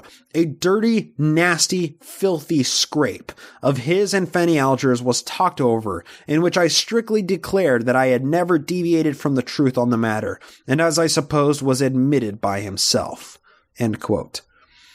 So that's an important line right there. He's talking about this whole thing with Joseph and Fanny, and he called it a dirty, nasty, filthy scrape. Now, oftentimes people say a dirty, nasty, filthy affair, but the word affair was actually overwritten of the word scrape. The word scrape was in Oliver Cowdery's original handwriting, and then affair was written over it. So I have to talk on that, that little change, that little scrape/affair change here. Brian Hales, on his josephsmithspolygamy.org, where I'm taking this from, claims that the word scrape was overwritten in Warren Cowdery's handwriting. That's, Ollie's brother, not Ollie himself. But most other scholarship sources I found credit Ollie with changing his own word from scrape to affair. Now, I'm not sure where consensus lies on this, and I'm not qualified to speculate on this because I don't know their handwriting, nor am I an Ollie Cowdung handwriting expert, because that's just not my specialty, right? But it is worth pointing out that Brian Hales seems to kind of fall in the minority of scholars that think this change was made by Warren Cowdery as opposed to Ollie Cowdery. So, for clarification, Hales asserts that Cowdery never called it an affair, because that is conduct unbecoming of the prophet, but rather, Cowdery just called it a scrape. I think Hales is barking up the wrong tree here, because in a later letter that was written in 1838, Ollie clarifies his position again and refers to the whole thing as the adultery scrape. So, Ollie later still called it adultery, so whoever did change the word from scrape to affair, I don't think that issue really matters. This was just an extramarital affair. Joe was porking Fanny, and Emma and Ollie and Rigdon were really pissed off about it. That's the brass tacks of this topic here. So, going back to Ollie here, regardless of the specific wording, the implications of this letter being sent were pretty damning to Ollie. This terminology of a dirty, nasty, filthy affair was used as almost like a final nail in the coffin for Ollie's membership. Now, I can't divulge too much more information on that yet because I haven't quite arrived there in my own research and I don't want to misspeak or say something wrong here. When we talk about Defection Day, we'll go over some of the details that I'm alluding to right now, concerning Ollie and some other religious leaders. The main point to keep in mind is the fact that any reaction from anybody that we have documentary evidence of here is nothing even remotely close to how Emma must have reacted in person. She was fucking furious with Joe. This nearly caused a split in their marriage, which would have created a huge obstacle for the prophet to overcome and still call himself the prophet, right? Arguably, if the rumor spread that Joe was porking one of the housemaids and Emma moved out and got a divorce, Joe would have, had to work some mad PR magician shit and been able to get himself out of this bucket of syrup. And I'm not saying that can't be done, but I'm saying it would have been his greatest challenge yet if that would have happened. If he wasn't able to spin it into some kind of persecution from Emma or something like that, it could have realistically started the collapse of Joseph and the church, or at very least been a huge obstacle for Joseph and the church to stumble over. The thing I find most remarkable about this situation is how Joe and Emma's relationship changed as soon as this incident occurred. Emma had a decision to make when she caught Joe and Fanny in the barn. She could either forgive Joe and passive-aggressively punish him in her evil womanly ways, or she could call it quits and move on, leaving Joe in her powerful womanly wake. Let's look at this honestly for a second here. Okay, people have affairs all the time, whether it's with a coworker, a neighbor, an in-law, or, a good friend from before the relationship. Affairs just happen, right? They are a construct of us forcing ourselves into monogamy when it isn't always in our best interest or our DNA, quite honestly. People want to sleep with other people other than their significant other, right? This can be manifest by an actual affair or just by simply remarking what a nice body that guy has or how hot some girl is. Humans just want to have fucking fun in every sense of the phrase. The problem arises when we consider the source in this situation. I'm well aware that men and women cheat all the time, but when a person like Joseph Smith is upheld in the community as a chaste and moral leader and does this shit behind closed doors, we're talking about a completely different situation riddled with hypocrisy. Now, have you ever watched a cop run a stop sign? Everybody's seen a cop car that blows through an intersection with their lights on because they have somewhere to go. I get that. But I'm talking about a cop car that, is just driving around town that isn't trying to make a traffic stop or anything. And he doesn't make a complete stop at the stop sign and then just goes, passes through or whatever. And then after that, he goes and pulls somebody over and tickets them for doing the same thing. Doesn't that make you mad? These cops are in the public service job that they have because we can trust them to be held to a higher standard than the average citizen. And that's why they police our laws. Of course, this is an idealistic perspective, and, I'm sure that a lot of listeners would love to bicker with me over the facts that cops break laws all the time, and the corruption is hugely influential in many police departments across the world, and I get that. So this is a very idealistic version of what I'm talking about here. But isn't an officer that has their job to enforce the laws we agree on supposed to be held up to at least follow those laws? And if possible, exceed those laws? I mean, that's the point of having an officer in the blue code that they follow, is these are people that we can uphold as leaders in our community that irrefutably follow the law no matter what they do. It's idealistic. Saying that is very idealistic, but that's why we have police officers. These same principles apply to religious leaders, especially self-proclaimed religious leaders like Joe.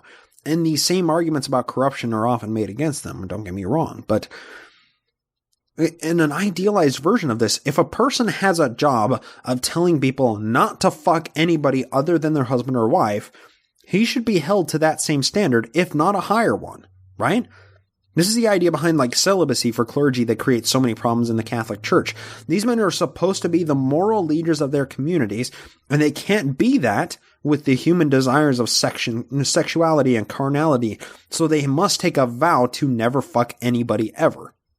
Well, we see where that leads, and now the Catholic Church is basically the center of child fucking in the world, and they somehow get off scot-free from it. But the point I'm getting at is hypocrisy. Oftentimes, the people that preach the most against some temptation or sin struggle with that temptation more than the vast majority of their parishioners. When a preacher is the most homophobic, angry, bigoted piece of shit that money can buy, he might be wrestling with feelings of sexual confusion himself and projects that confusion in his own sermons or his actions. I mean, it's not uncommon to hear of anti-gay pastors being caught with gay prostitutes or molesting his parishioners or something, something like that's really, really fucked up. And we act all surprised about it when it happens. But is it really all that surprising? I mean, listen to the In the Name of God podcast to hear weekly stories just like this from all over the country. Matthew the Apostle does a great job of exposing these hypocrisies and atrocities of dramatic irony from these so-called moral leaders, showing that they explicitly are no better than any one of their congregants. But that's not how this is supposed to work. And that's where my idealistic perspective comes in here. If you're going to rally against something or preach something, A, don't be a dick about it, and B, definitely don't be a fucking hypocrite. That's what people hate so much, is a liar or a hypocrite that they can't trust. Joe was held up in his community as a moral leader of chastity and piety, yet he turned around and violated the trust of Emma and many of his parishioners and various underlings. The church nearly collapsed from the propagation of this true rumor that Joe and Fanny were fucking each other. And that's what's so amazing. Joe had come so close to collapsing the church many times before this. I mean, the majority of the historical shows that we've done are focusing on nothing but fuck-ups that Joe was so prone to make. I mean, I just find it so astounding that the church never did collapse. The church was on a constant knife edge, and Joe threw off the balance so many times that it's remarkable there was even a knife left at all. And I suppose my point is that it didn't have to operate on the edge of a knife. It didn't have to be that way. So many things didn't need to hang in the balance like they did. Yet Joe just kept fucking with things to see how far he could push the envelope. Anytime the church seemed like it was going along swimmingly, he just had to do something that threw over the chessboard and pushed the church even closer to the brink of collapse or schism. It was like a guilty pleasure for him. And this affair is a really good example, where he just upset the balance. Things were going good and he just fucked with it all. But take something else that we talked about earlier in this episode. What about the whole thing with Chandler and the Egyptian artifacts, right? When Michael Chandler came rolling through town, Joe could have looked at the mummies and the papyri, given Chandler the 50 cents for Emma and Joe to view it, and said, "That was cool," and gone on his merry way. Of course, some people would have asked him, like, you're the prophet, ask God what it says, or, translate it for us, or something along those lines. And they could have raised some good questions, but Joe could easily answer those questions with some bullshit like, it is an expedient in the Lord for me to translate this right now. And he could have gotten off the hook scot-free, right? He could have deflected and strawmanned and deferred translating the papyri forever. He could have just ignored it. Instead of avoiding translating the papyri or, having to come up with something defining what the papyri says, Joe couldn't wait to get his hands on them and squirrel them away in his study, only to bring about the Book of Abraham and facsimiles that would be published in the Pearl of Great Price after his death. Joe couldn't wait to lie to everybody about what was on the papyri. He couldn't wait to deliver more scripture from his own proprietary reformed Egyptian, no matter what the source was. Joe could have just gone with the flow. He could have let Chandler just pass through town without having sold the Egyptian artifacts to the church for an exorbitant amount of money. Joe could have just looked at the artifacts, remarked at how amazing these tokens of antiquity are, and called it a day. Instead, he decided to push the church a little bit to one side of that proverbial knife edge, just to see how far it could go before toppling over and collapsing. You have to wonder, what was his reasoning behind this? I mean, he had to have a reason for doing this. There was some method to his madness, or else he was just inciting the madness without a cause. I've contemplated it for a while, and I think it was because Joe enjoyed being in the spotlight. I mean, there's no refuting that, basically. Given his life up to this point and well beyond what we're talking about now, he enjoyed the spotlight. As soon as things got a little too boring for Joe, he just kicked against the pricks to see what would happen, right? I mean that Alfred line comes to mind when he was talking about the Joker. Some men just want to watch the world burn. And I think that Joe had this spirit of arsonism buried deep inside, and he just wanted to upset the established order whenever he got bored. I think Joe just took pleasure in fucking with stuff. Of course, I mean, these are merely my speculations, but I think they're completely founded in what we've discussed in numerous episodes. Joe liked to make one decision against his own better judgment and see how everything played out in the wash. It's really amazing. And the more I reflect on this, the term butterfly effect comes to mind. It's, just while all of this is kind of bouncing around in my mind, I've spoken with so many Exmos now that say, I had questions about the church, but then I looked up the Book of Abraham and that did it. That's when I knew that the church was full of shit and Joe was lying, right? In fact, I would wager to say that there's scarcely one single topic in Mormon history that has led more people away from the church than the Book of Abraham has. It takes a very cursory search to understand that Joe had a page called The Breathing Permit of Whore, which includes facsimile 1 of the guy standing over the other guy that's laying on the table, and then he also had chapter 125 of the Egyptian Book of the Dead, which was a funerary text, along with a bunch of other facsimiles and pictures that,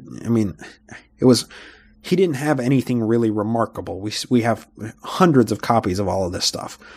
I mean, Joe couldn't just let it be, right? He even translated the characters and created an alphabet of translated Egyptian hieroglyphics for the decipherment of any other papyri that may come along. Well, thanks to Champollion's work on the Rosetta Stone, as well as some others well down the line, we can translate ancient Egyptian today, and we know these Joseph Smith translations to be laughably false. I mean, they're so far from what the actual papyri say that they can be considered not even wrong. That phrase, not even wrong, that's my favorite scientific phrase. That phrase is reserved for something in the scientific realm that is so far down on the wrong scale that it's not even in the same universe as right. You can't even call it wrong because it's that far away from being right. It's just not even wrong. Joe, with his translation of the papyri, didn't even get close enough to being right or wrong on the topic that he could be considered wrong. He was just not even wrong. He wasn't even in the realm of right or wrong here. That's how far from reality Joe's translation of the Book of Abraham and the facsimiles is. He simply fucked up that much. and blatantly and unrepentantly lied about what he claimed to know. This man, Joseph Smith, is supposed to be held to a higher moral standard than the everyday man. He knowingly lied about so much during his lifetime. So much that we can demonstrably prove all the way back to the Book of Mormon and before. It's just not even funny at how not even wrong Joe was about so many things. And that's why I bring up this butterfly effect. Joe had a quick decision to make in 1835, right? He could have let the church continue in its ways and not made the ridiculous purchase of these Egyptian artifacts, or he could purchase them and claim to know what they said. He chose the latter, and that one decision has cost the church millions of members over the 180 years since he made that faithful decision. The church tries to distance itself from the Book of Abraham today, and it's understandable why. And more, the Book of Abraham is pulling way more Mormons away from the church today than it ever has in the past, because it does take a super quick Google search to find out what it really says, to find out how wrong Joe really was, or how not wrong he was, how not even wrong he was. I mean, there are plenty of people that I know today that if they didn't have this one piece of Mormon history to refer to, they'd probably still believe in the church. I mean, if the church didn't have this damning skeleton of the Book of Abraham trolling around in its historical closet. That one bad decision by Joe has cost the church millions of members and probably billions in tithing revenue. Joe's arsonist decision to buy and translate the Papyri is a great example of the butterfly effect, where the flap of a butterfly's wings in Australia can equate to a metaphorical hurricane on the other side of the planet. Buying these Egyptian artifacts was Joe's butterfly effect. If he wouldn't have taken the path he did, many people wouldn't have left the church, citing the Book of Abraham as the reason why. Now, I'll leave a link to the Mormon Think article that deconstructs the entire Book of Abraham. There's simply too much there to cover in a single timeline episode, but maybe the information will merit its own CC episode, a clean cut episode in the future. It probably will, I'm just not sure when. This article has all the actual translations on the Papyri juxtaposed to Joe's translations. And he gets one of the many translations almost in the ballpark of right. The rest he is completely and absurdly wrong with. Just check it out for yourself. Follow the link. It's going to be the last link in this episode's show notes. So while we're talking about the butterfly effect and historical decisions like that, let's apply this idea of the butterfly effect to Emma here, right? Like I said, Joe had a bad habit of throwing things off balance with his incessant playtime and, socially anomalous shenanigans. But what about Emma? She made a decision in 1836 when she peeked through the cracks between the wood of the Smith barn, discovering Joe and Fanny together, right? She could have left Joe and the church behind and began a new chapter in her life, possibly throwing the church and Joe into a tailspin, sentencing it to die in the annals of American history, or she could have decided to forgive him and move on, thus giving Joe carte blanche to keep cheating and eventually manufacture scriptural justification for his cheating ways. Think about this. If Emma would have cut off the head of this snake at the very beginning and punished Joe for his actions to the point that he stopped or curtailed them, who knows where the church would be today? The revelation on polygamy may never have been fabricated. Joe may have had some other affairs that were kept silent throughout the history of the church, but, Defection Day may never have occurred. John C. Bennett would never have been credited with issuing abortions on behalf of Joe's little encounters, and, Bennett may have even been the next prophet after Joe died, and yes, Bennett was that close to the throne. Brigham Young may never have become the second prophet of the church. Joseph probably wouldn't have been assassinated in Carthage jail. Brigham Young wouldn't have had 56 wives on himself. All of the pain and frustration that the doctrine of polygamy caused in the early days of the church and continues to cause today may have been completely averted if only Emma would have held Joe responsible for his actions. Instead, she ignored and ignored until she was confronted with irrefutable evidence that an affair was happening. then she would lash out at the woman instead of Joe, who was wholly responsible for this. I mean, her butterfly effect decision caused her and thousands of other women untold pain from living in polygamous relationships against their own will and better judgment. Emma's lack of action caused little 14-year-old Helen Mar Kimball to basically be raped by Joe. And when you read Todd Compton's book, In Sacred Loneliness, you can read Helen Kimball's diary, and you really feel the fear and loathing she had for marrying the prophet. It's just amazing to think how much things could be different with one little decision change. What I'm doing right now, some people like Dan Carlin may call crying over historical spilt milk, which is essentially wishing that something in history would have happened differently so that things today didn't go the way that they did, right? It's the same thing as like Bo Burnham singing the lyric that Hitler's father needed to learn to pull out, right? Because if Hitler wasn't born, possibly World War II wouldn't have happened, the Holocaust wouldn't have happened, and, a whole bunch of other horrible things like that, right? And I suppose it could be argued that, crying over historical spilt milk is kind of what I'm doing with the whole Fanny Alger or the Michael Chandler butterfly effect decisions that Emma and Joe made, right? But I don't see it that way. Now, while my language and how I'm talking about this may lead some to believe that I'm crying over historical spilt milk, I'm merely hypotheticalizing the situation. And that's why I love being a fan of history instead of an actual historian, because I feel like I can fantasize about these things without risking any actual credibility, right? I mean, these butterfly effect decisions can have rippling effects that last for hundreds or even thousands of years. And it's fun to think about how things would be different if one little decision were made differently. I'm merely posing hypotheticals and playing with the outcomes. A mental exercise at worst, historical philosophy at best. So just, join me on this journey here. Our timeline in this episode covered the rest of 1835 and kind of dipped into the very beginning of 1836. I said earlier that we'll discuss one more thing in 1835 and sew it up to launches into 1836. Well, there is one more significant event that occurred in 1835 that I didn't mention. It may seem very insignificant to most, so I would just pose the question, who is this event significant to? At the end of 1833, a man named Abraham Palmer was on a boat on Lake Champlain. He was sitting down reading his Bible when a man came up to him and asked him if he understood his Bible.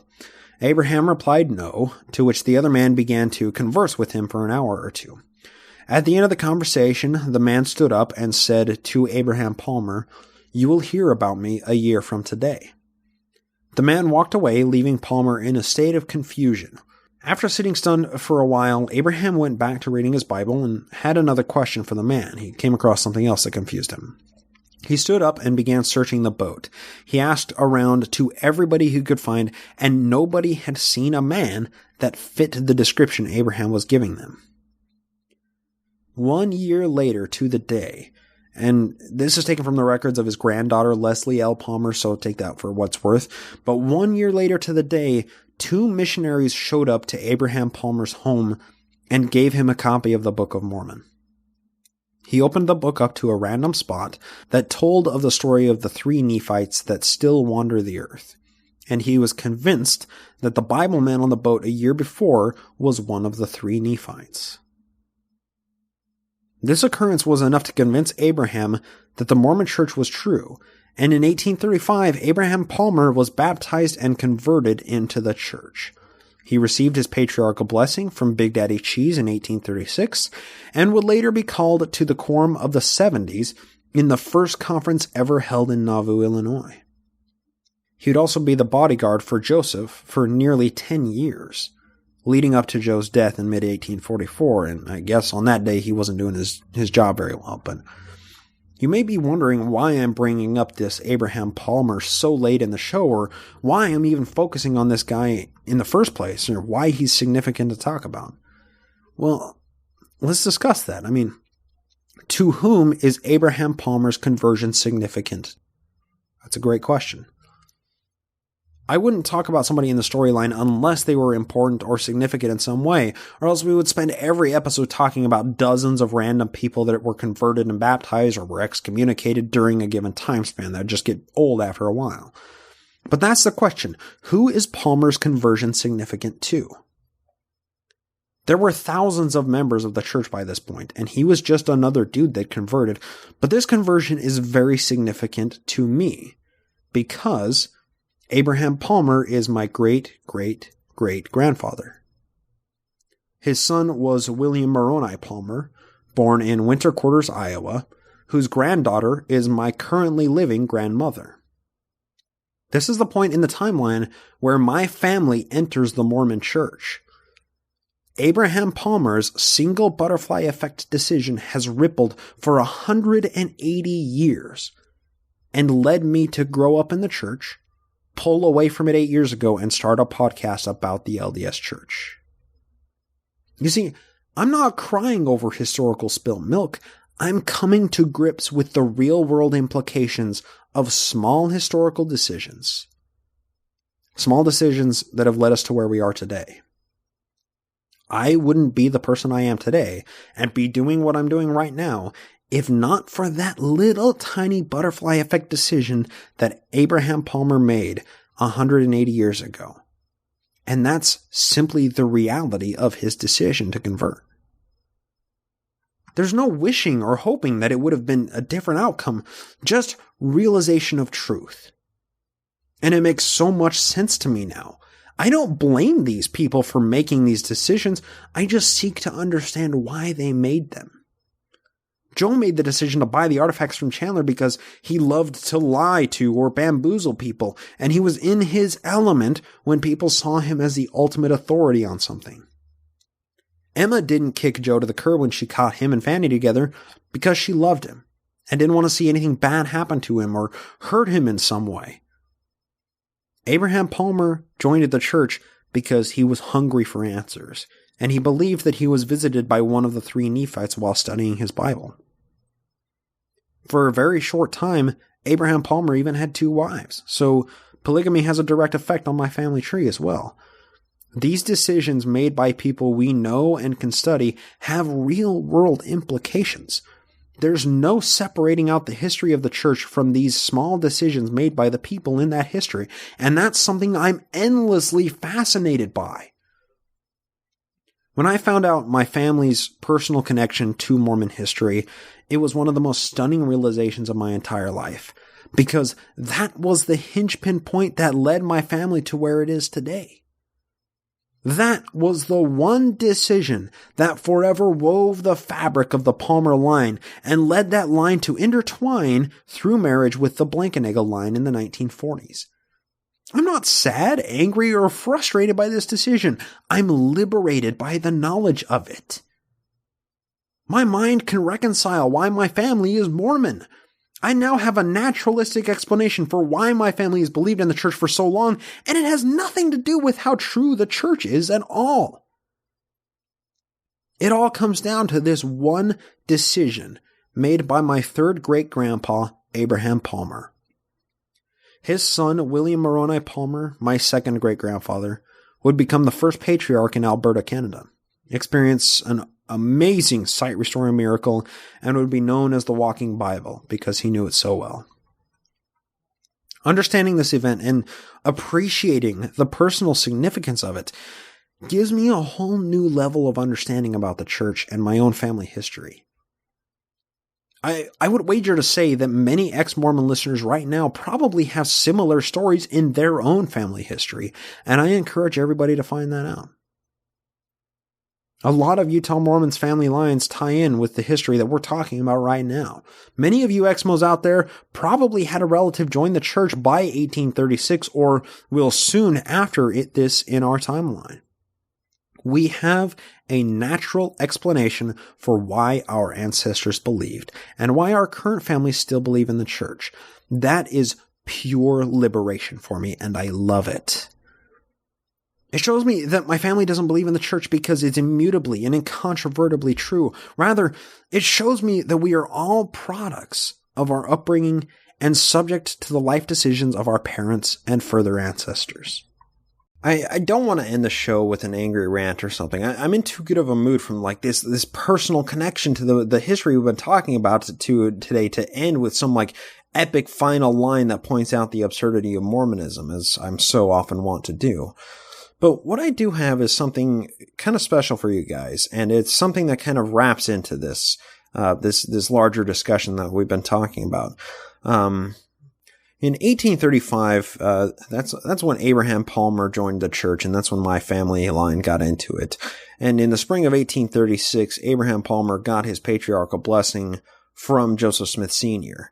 And this is something that's very important, and it's a very big part of Mormon culture that is something very, very, God, I don't know, it holds a lot of magnitude to so many Mormons today.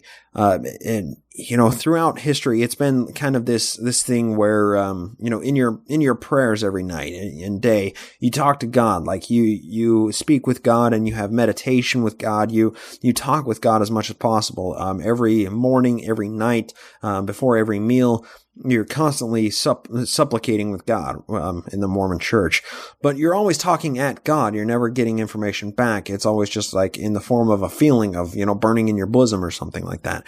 But the way that I understood this before I got my patriarchal blessing was, it's kind of this opportunity where God can talk back. He can talk through this mediator that is channeling God and speaking to God as, you know, as God has, you know, reserved this patriarchal blessing just for me. For, you know, for all eternity, he's had this patriarchal blessing set out just for me, for when I come to the time in my life when I feel like I need it. And this is God's opportunity to talk to me. What is God going to say? And that's kind of the attitude that I went into getting my patriarchal blessing. And that's what I'm going to do. I'm going to read my patriarchal blessing on the air right now. And the reason why I'm doing it is because this is the time in our timeline when Abraham Palmer joined the church and he got his blessing almost 180 years ago to the day. He got it sometime in the spring of 1836. That's 180 years ago. It's spring 2016 right now. So to kind of commemorate this entrance of Abraham Palmer into the timeline of the show, and him getting his patriarchal blessing, I'm going to kind of emulate what my third great grandfather did, and share with everybody my patriarchal blessing.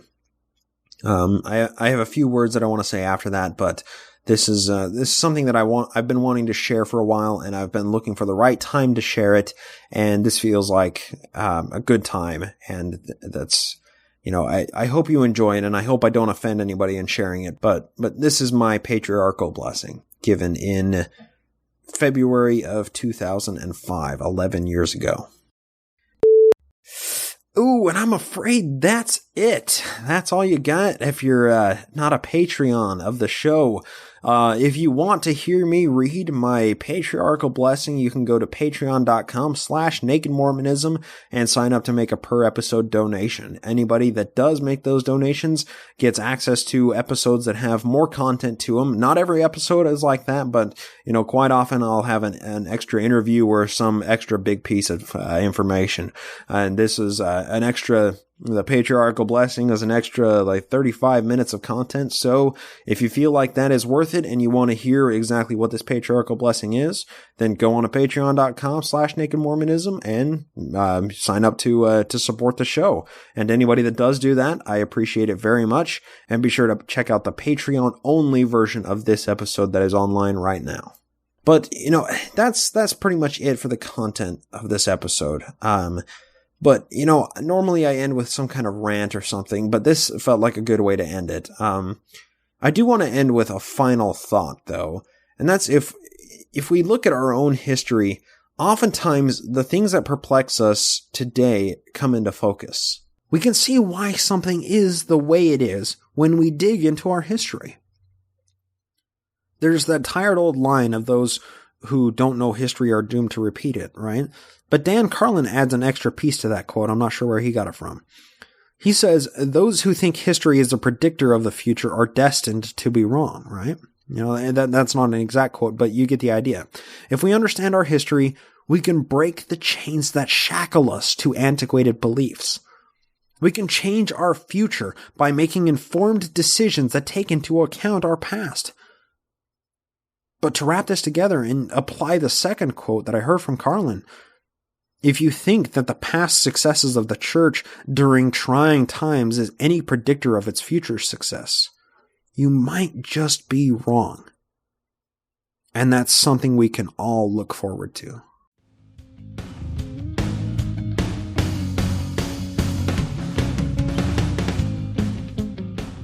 I would thank any new Patreons that we have this week, but it looks like we don't have any new Patreons to thank. So I'm just going to go to a quick listener mail segment. Maybe teasing the listeners with that little extra bit is going to maybe incentivize some people to sign up on patreon.com to support the show. Moving on, I didn't have any pressing listener mail to talk about at the moment. There were a couple of things that came up, but I think I'll share them when they become a little bit more apropos of the subject matter of that episode. But to do a quick update right now, of course, any of you that listen to the My Book of Mormon podcast, you'll know that there was a 7-minute episode released recently that David Michael basically had to sign off. He's retiring from podcasting, but he also said in that I'm planning on continuing on with the My Book of Mormon podcast, and that still is the case. We've been taking in some I guess auditions, if you will, to see if people are, up to the task. And it looks like we have somebody lined up, and I will be recording an episode with her coming up here in the next week or two, and we'll be getting that out. It looks like the first episode with the new co-host of My Book of Mormon podcast is going to air on June 5th. So that's just a little update for everybody. For anybody that does listen to both of the shows and that wants an update to kind of get grounded and see what's going on there lately, that's what's going on with the My Book of Mormon podcast. On to something else. I kind of teased this at the end of the episode last week, but I'm making progress with a couple of other people in putting together a really impressive website. Now, I don't want to divulge too many details on that, but I did talk about last week something to do with the GoFundMe project. And what I'm going to do is start posting up chapters to the book online. Those are going to drop every other Tuesday night. They're going to drop on the weeks that I don't do a historical timeline episode, so every opposing week. So a historical timeline episode will come out on Thursday, and then the following Tuesday, one of these chapters will go up for the new book that's coming out. And you can find those on realbookofmormon.org. It's not up and ready right now, and that's just a very early feature that I'm putting together with the website and how it's going to run at the very early onset. And, very, very soon the website is going to grow and expand in quite a few ways, and it's going to be kind of a central hub for a lot of Mormon information, but, more details on that later. But be looking out for this, for when this, the first chapter does drop. That's going to be on Tuesday, May 31st. That's when the first chapter in rough draft format is going to drop of the Real Book of Mormon book, basically. And, the reason that I'm doing this is I'm posting it up on the internet basically for a peer review process. What better way to peer review a book than to, have the internet chomp on it and, chew it up and spit it out and see what comes out in the wash, right? So that's kind of the idea behind this. I'm kind of trying to, pattern it kind of after what the guy that wrote The Martian did, right? Like, he posted up chapters of his book and then let the internet, work out the problems and the actual practicality of, living on Mars and what it would take. And then he made those changes in the book and then produced a final draft, after he had incorporated all of these changes. I'm going to do the same thing about this Book of Mormon book. That's going to make it a crowd research project. But of course, all of the content of the book is going to be, kind of driven by research that I've done up in the past about the Book of Mormon. And that's what this book is all going to be about, is the Book of Mormon itself. Kind of dabbling into the history of the church a little bit here and there, but more just surrounding a focused deconstruction of the Book of Mormon. So that's an update of what's going on. Be on the lookout for when that chapter drops on realbookofmormon.org on Tuesday, May 31st. and I'm really looking forward to hearing a little bit of feedback on it. I would really love to hear some feedback. There will be an entry form on the website where you can write back feedback and a comments section on each chapter as they post. So you'll be able to download them in PDF or doc format as well, just if you want to read them that way. But I'm looking forward to basically peer reviewing this book as we go about every other week, posting up one of these chapters in rough draft format, and then once all of the changes and all of the editing has come through, then I'll produce the final draft copy of the Book of Mormon book, the real Book of Mormon book, and it will be, it's going to be exciting. I'm really getting excited for this book. It's going to be a mother lode. It's going to be a tome of knowledge that has been crowd resourced and crowd researched in order to get as close to accurate as possible. And that's what I'm most excited about it with. So that's just an update on that. But that's it. That's all I had to talk about in this episode. That was all the house cleaning items that we had to get taken care of here. Before finishing up the episode and calling it a night, of course, I have to thank a few people. First off, thank you so much to Demonista, who runs the Facebook page, who posts all kinds of news items and everything relating to Mormonism on the Naked Mormonism Podcast Facebook page. She does a fantastic job. Just want to thank her right off the bat. Next, I needed to thank Jason Camo for providing the music that's going into your ears right now. If you would like to find more of his work, you can go to aloststateofmind.com. Thank you very much to Craig Keeling, who provides the artwork for this show and for the sister show, or the daughter show, the Glassbox Podcast. If you'd like to find more of his stuff, you can check out his blog at weirdmormonshit.com. A lot of fantastic Mormon stuff there as well. I'd like to thank all of the patrons who support the show. You fucking rock. You guys are awesome. Thank you for your financial support and making it so I can actually do this full time. If you'd like to be as awesome as those people, you can go to patreon.com/nakedmormonism and sign up to make a per episode donation. Thanks to everybody who shares the show through social media and Facebook and all of the good stuffs. And thanks very much to anybody that rates the show on iTunes or Stitcher or on your podcast vehicle of choice. But most of all, I need to thank you, the listener, for lending me your ear. I hope to talk at you next time here on the Naked Mormonism Podcast.